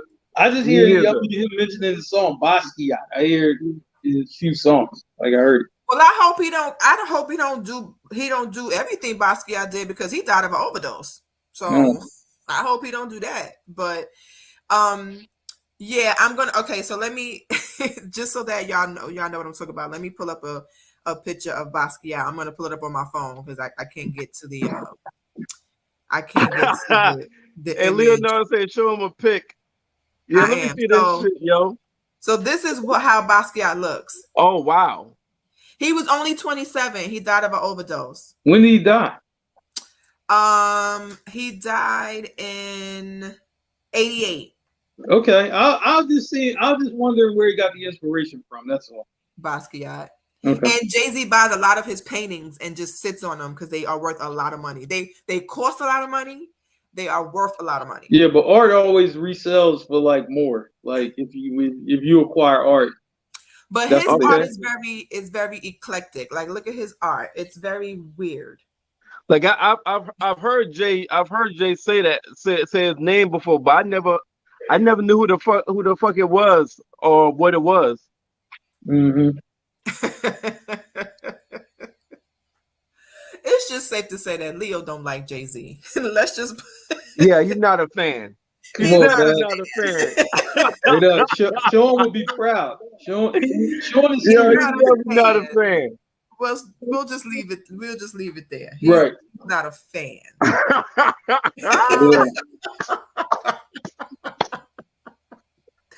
That is funny. Y'all went in on this topic, huh? Yeah. Hey, Beck, it don't need to pull up them other shits, yo. No, I think we just gonna end with the Jay-Z slander. We're gonna end right there. Yeah. JR with me, he put Philly in the game. Fuck that. JR with me. So then let's go back to it. Did he fill his shoes or not? Did Jay-Z fill overtime Biggie's shoes or not? Overtime. Not immediately. It took him a while. But over time. You feel Biggie's shoes? Over time. I'm asking Mark. When you said over time, he feel both their shoes? I think over time he got to their level. Over time. To their level. But they feel their shoes? No, Biggie's my favorite rapper of all time. So Biggie of course the answer is no. You know what I'm saying? Okay. Even about Jay-Z. I'm a big Jay-Z fan. And no. It's still no, but I think I could different artists. Now that's a whole nother question right there about Jay-Z filling Pac shoes, because that is true. Pac but they in two different lanes, two different styles, two different everything. Like, Pac, for real, he's over here somewhere. He does his own. He always did his own thing. Like, so then who is, according to Leo, who is an eligible shoe filler for Pac? For Pac, yeah. That would be interesting. That's a hard one. None. You know what I'm saying? Yeah, I don't think anybody. You know what I mean? Because who came along? You know what I'm saying? Who does the same shit as Pac. Like, you know what I'm saying? I'm like, you know, Yeah, I Pac don't think did a lot of anybody. shit. At one point, when Get Rich or Die Trying came out, I thought it was gonna be 50 when that album dropped. Really? I don't even think Kendrick? it's him. You know what I'm saying? Because I Kendrick? mean, Pac had like this. Pac had like an iconic style though. Because I'm like, I mean, he was a rapper. You know what I mean? For real, then he was a poet. You know what I mean? For the ladies Yeah. loved him. He was in movies and shit. So he So had what- like this. He had and like that's- this movie star appeal as a hardcore rapper. Mark, Like- and that's the same thing I'm looking at too, Mark. That's so like Who does that? when he said, when you ask who could fill Tupac's shoes, I'm not really talking about. I'm not putting the music in the vacuum. I'm talking about his results. You know what I'm saying? Like, so if somebody gonna fill his shoes, what rapper has a fucking national following outside of just music? What rapper Well, can? Trey think it's Eminem. From what this sounds like, he's saying that Pac had the West, and then Pac died, and Eminem came and took over the West. And Leo was saying just music. Oh, Leo just saying music wise. Besides music, Oh. nobody. Okay, just music. Okay, all right, just music. But do y'all think that Eminem filled Pac's shoes? Musically?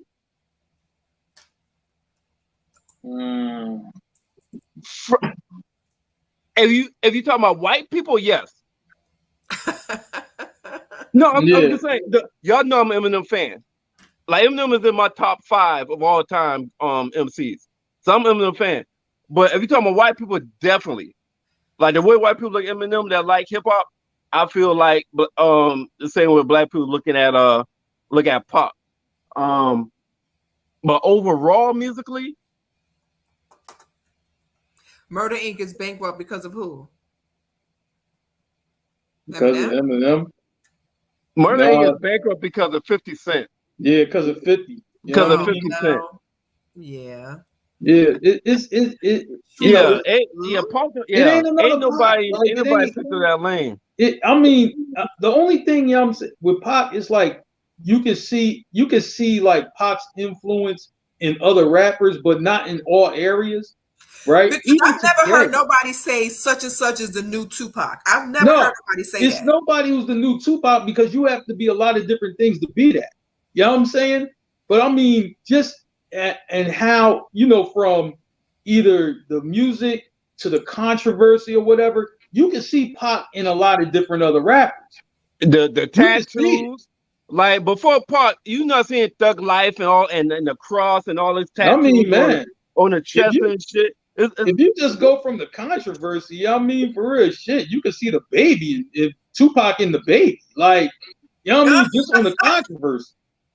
True. You know what I'm saying? True. You know, it's one of his favorite rappers. Yeah. Like, yeah. You can see that easy.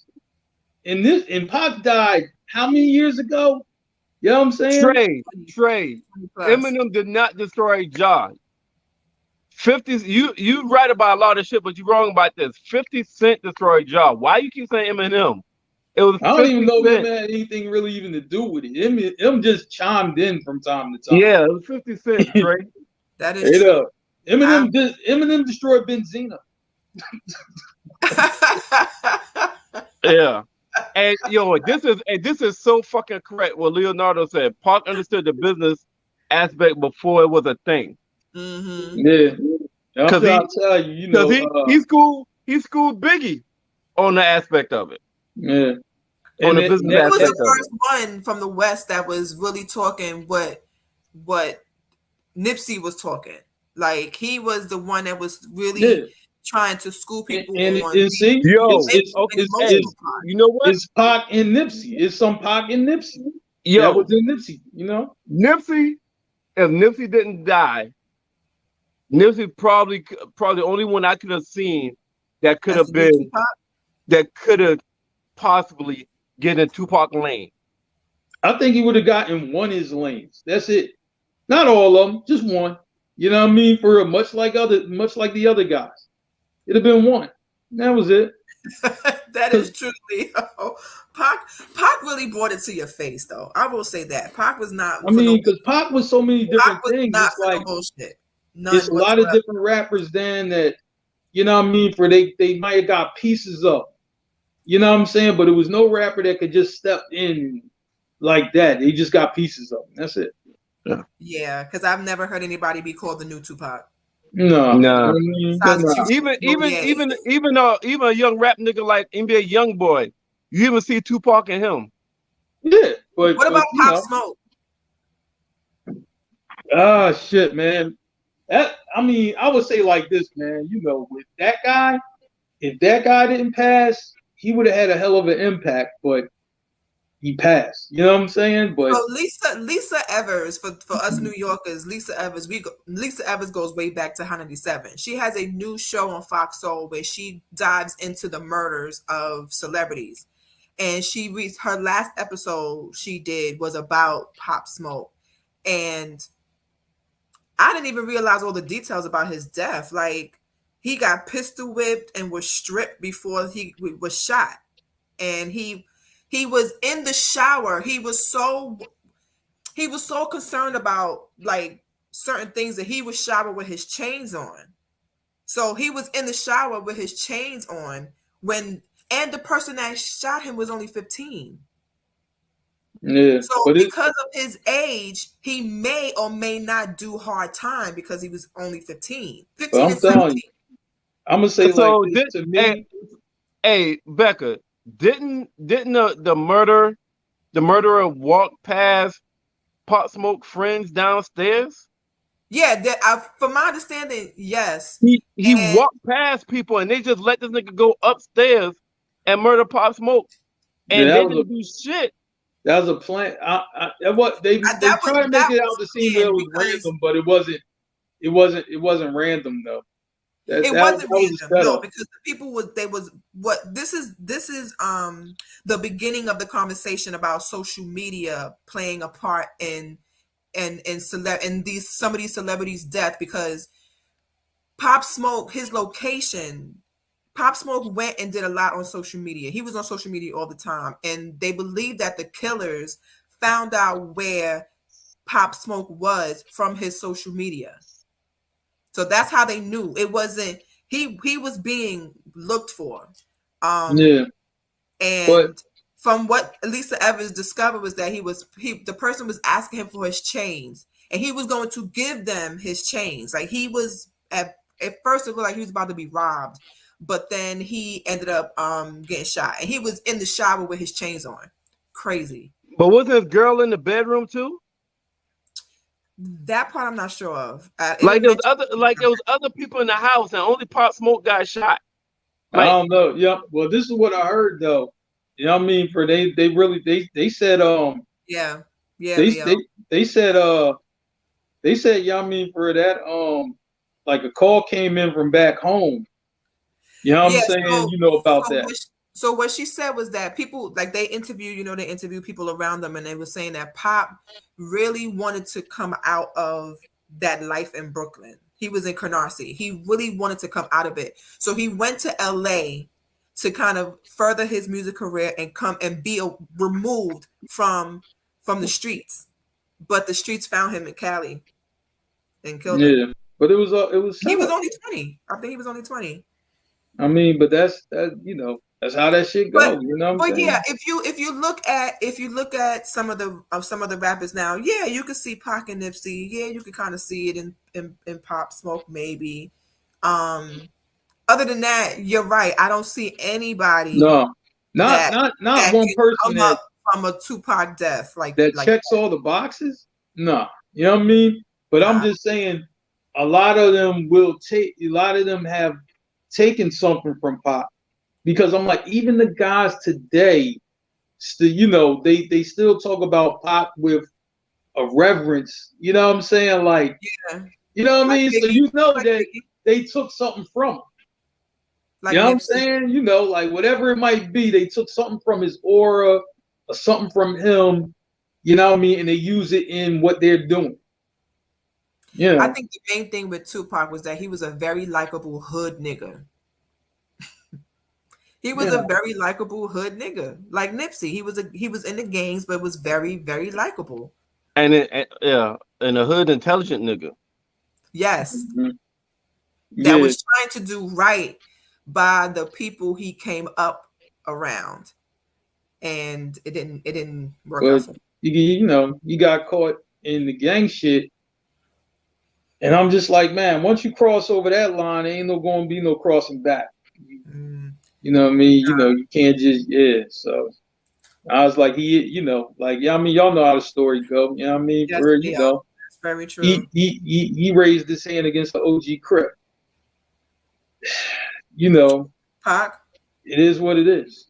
he's about You know, Pac. it's crazy that it's still crazy that two of the most famous hip hop, not even rappers, two of the most famous hip hop people in history, fucking murders unsolved, and nobody arrested.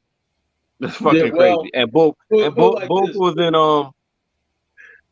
They solved both on it, the West Coast. but nobody got arrested for it. Yeah, because They solved it. Faith and Biggie's mom have still been investigating Biggie's death, and they believe they know who it is, but LAPD won't go after them. Man, it's a lot of different stories, but I'm like, they found out like the right story, but it's just like, LAPD won't touch it at all. we ain't doing that. You know what I'm saying? Mm. We good. You know what I mean? Shoot, and that's why, for it's just like, just cash them out. So, for they can leave it alone. They cashed, Biggie Mom and Faith out. They cashed them out. You know what I'm saying? Now y'all can, and the same with Tupac Mom, cashed her out. All right, now we can go ahead with this, but we ain't touching it. You know, Damn. if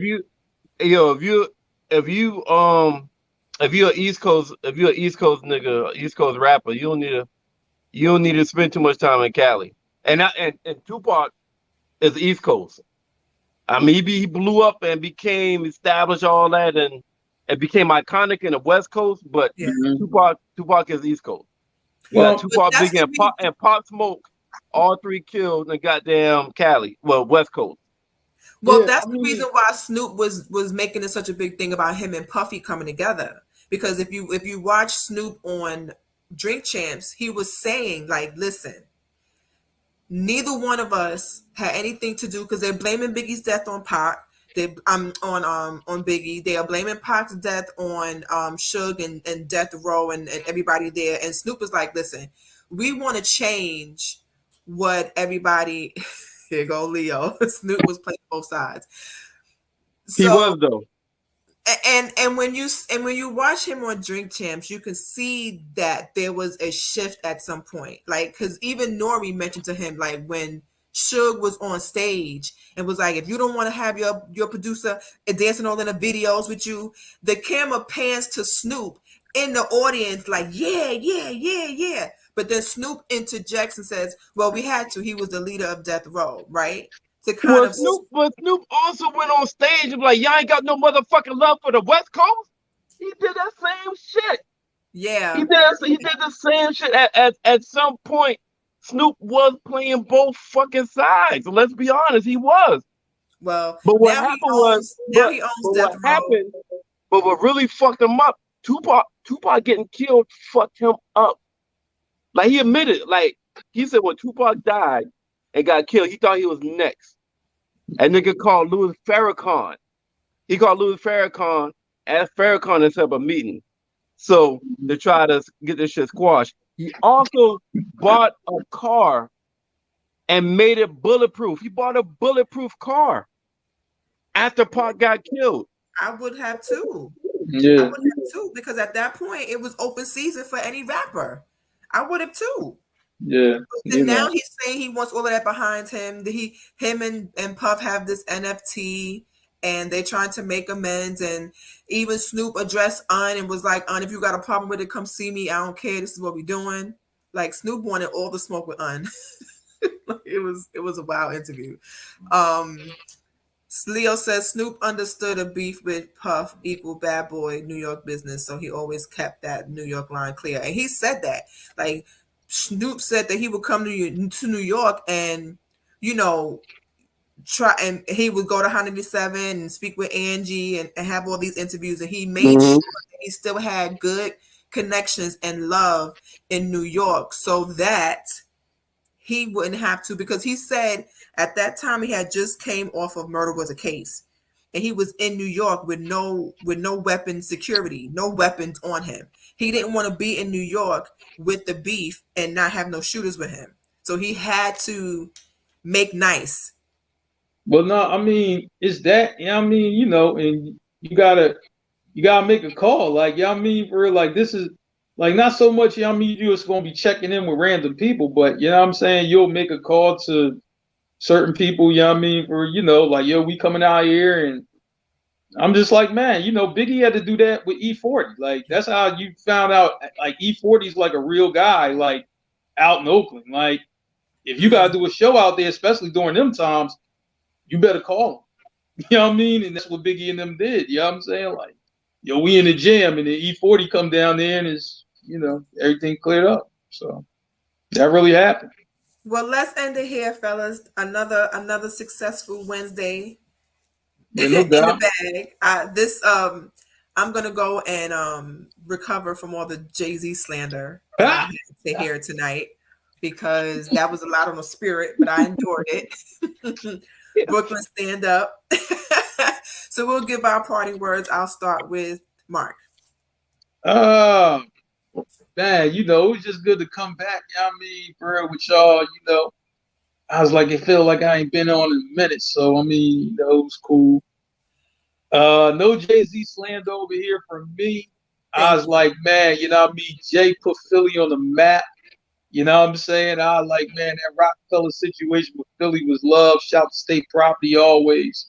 You know what I'm saying? So I'm just like, I'm good there. You know what I mean? And when we talked about, you know what I mean, for this mental illness and shit like that, I was just like, look, you know what I mean? I'm going to say two things, right? You know what I'm saying? If you got kids, you know what I mean, for that, you know, they always picking with people, bullying people, shit like that.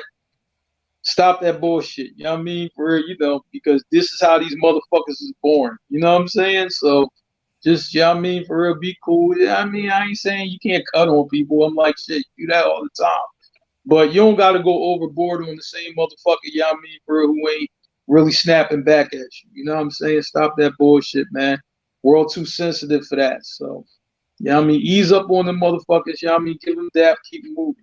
Because that's the motherfucker who's going to call you one day and be like, stay home from school.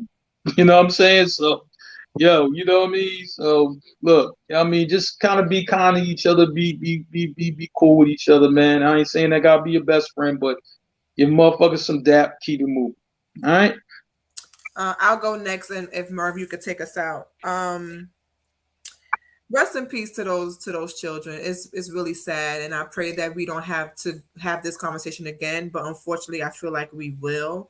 I would really love for the world to stop using mental health as an excuse to do some criminal shit. It ain't always a mental health issue. You're just a psycho and a killer. And maybe your mother should have hugged you longer. Who knows? Maybe your daddy should have came around often. Who knows? But I really wish that people would stop using the trendy mental health in so many conversations. It is a very real thing, and this world does make you go inside your head and run around like crazy. But I feel like, especially in hot topic news, mental health is going to be used a lot more to get people off of crimes, and it's sad. Brooklyn, stand up. Jay-Z and Biggie all day. BK all day. I have endured the Jay-Z slander enough. Thank you, Leo. I'm looking at you sideways now. Now, Merv, it's on you. Yo, y'all really covered most of the shit that I agree with. Yo, we gotta accept that it is really just some evil people in this fucking world. We gotta accept that it's really some people that don't give a fuck, and really some people, kind of like Biggie first album, that's ready to die. Um, Hmm. do you think everybody that commits suicide has a mental illness, or they just really feel like life has overwhelmed them? A Mm-hmm. lot of people that commit suicide just ready to die because they felt life has overwhelmed them, where they don't want to deal with the everyday struggles anymore of trying to stay positive, worrying about this, worrying about that. And to me, if you a mass shooter is somebody that's ready to die. Um and to me, a mass shooter, somebody that commits that kind of heinous of a crime, they're just somebody that refuse to. They rather not commit suicide, but if they get killed, they okay with dying that day. And somebody that's okay with dying violently, I don't think that has to do with mental illness. They just got fed up with the world, stress, and the world has overwhelmed them, and they just decide not to deal with it anymore, and they decide to take violence out. They really decide to choose violence, rather on themselves, other people, and then until somebody shoot them. But we got to stop using mental illness, because people are using that to their defense, to their advantage, when they do commit a crime, and we're giving them a cop out. A lot of people gets off from court, going to a psychiatric ward or help because of insanity plea. And also with the guns, that guy was 18 years old. Hmm. A lot of people that's been going to court for shootings or for guns, it's been young people. It's been young people like Yeah. under 25. Mm-hmm. So my opinion, we got to raise the age of the fucking of being able to buy a gun. Like, you can't. It's hard as fuck to go rent a car at 18. Take your ass to Enterprise, rent a car, Hertz rent a car, and be 18 years old and try to rent a fucking car. You gotta get your parent to co-sign. You gotta get somebody older to co-sign just to rent a car. Having possession of a gun is way more fucking dangerous and liable than having possession of a fucking car. But it's easier to buy a fucking gun to rent a car. Think about it. At 18 years old, it's easier for me to walk inside a gun shop and buy a gun where I can end a lot of people's lives. As opposed to, on the other hand, it's hard as fuck for me to go inside Enterprise and rent a car. You got to have proof of residence. You got to have a bill in your name. You got to have a lot of shit just to rent a car. Mm-hmm. So think about it. If you really think about it that way, that shit really don't make any fucking sense logically or legally. So we really need to up the age of being able to buy a gun. And we also need to look at, if somebody's buying a gun, they need to go to class. Like, you buy a gun, maybe you gotta go to class for the CWP. And maybe while you in that class, you have a sight person for these classes just to read people body language, different kind of signs. They be like, I'm not sure they're ready to pass this class and to have a gun. But we got to make some kind of changes Yeah. with this gun shit. Yeah. Yeah, make yeah. Listen, you have to take you have to take the SATs to get into college. Give them a test like that. You know what I mean? Then you Something. find out who y'all mean for go on a gun or not. Shit, that test was hard as fuck. Something. It should not be easier to get a gun than to rent a fucking car. Or to get baby formula. Yeah, that too. You can't even go in the store and buy Similac, but you can go and buy AR-15. Sure can, but that's another pod. We'll save that for later. Yeah, definitely. And that's the end of my soapbox. No doubt. So Beck, hit us with the shout out. All right. We want to thank you everybody for watching on Facebook Live, YouTube Live. We got Blackjack TV. We have one more thing. Happy birthday, Bobby Blackjack. Happy birthday, Bobby Happy Blackjack. birthday. Happy birthday to you. Okay, that's it. I won't serenade y'all. We've had enough of that. Yeah, we want to thank you so much for tuning in for another episode of the Guys Podcast. We will be here again Monday. Right, Mark? No, that's Memorial Day. Memorial it sure is a holiday. Memorial Day. Thank you for reminding me, because I would have damn sure. That's Memorial Day. No, but be Tuesday. P-Valley. Season 1 recap. And so Tuesday we're gonna do the conclusion. The first 10 minutes will be just to talk about the conclusion of We Own the City. If you haven't seen it, it's based on a true story about the corruption of Baltimore Gun Trace Police Department. It's really well written. Mark, you're a Wire fan. You should watch it, because the same person that produced The Wire produced it, and it's written really good. The acting is good. So Mark, if you haven't watched We Own the City, I think you should check it out. I wanted to binge it. You know what I mean? So that way I could get you watching them all. Okay. Yeah, 10 actors from The Wire is in We Own the City. Yep. So first 10 minutes, we're gonna do the conclusion of that. And then the rest of the pod is going to be the season 1 recap of P-Valley before we go into season 2, episode 1 of P-Valley. And Wednesday, this Tuesday starts P Tuesdays. It's Pussy Valley Tuesdays. Gotcha. I was trying to keep it clean, man. For what? All right, y'all. Just anybody who happens to have this coming out of their TV or their what's the thing with Amazon?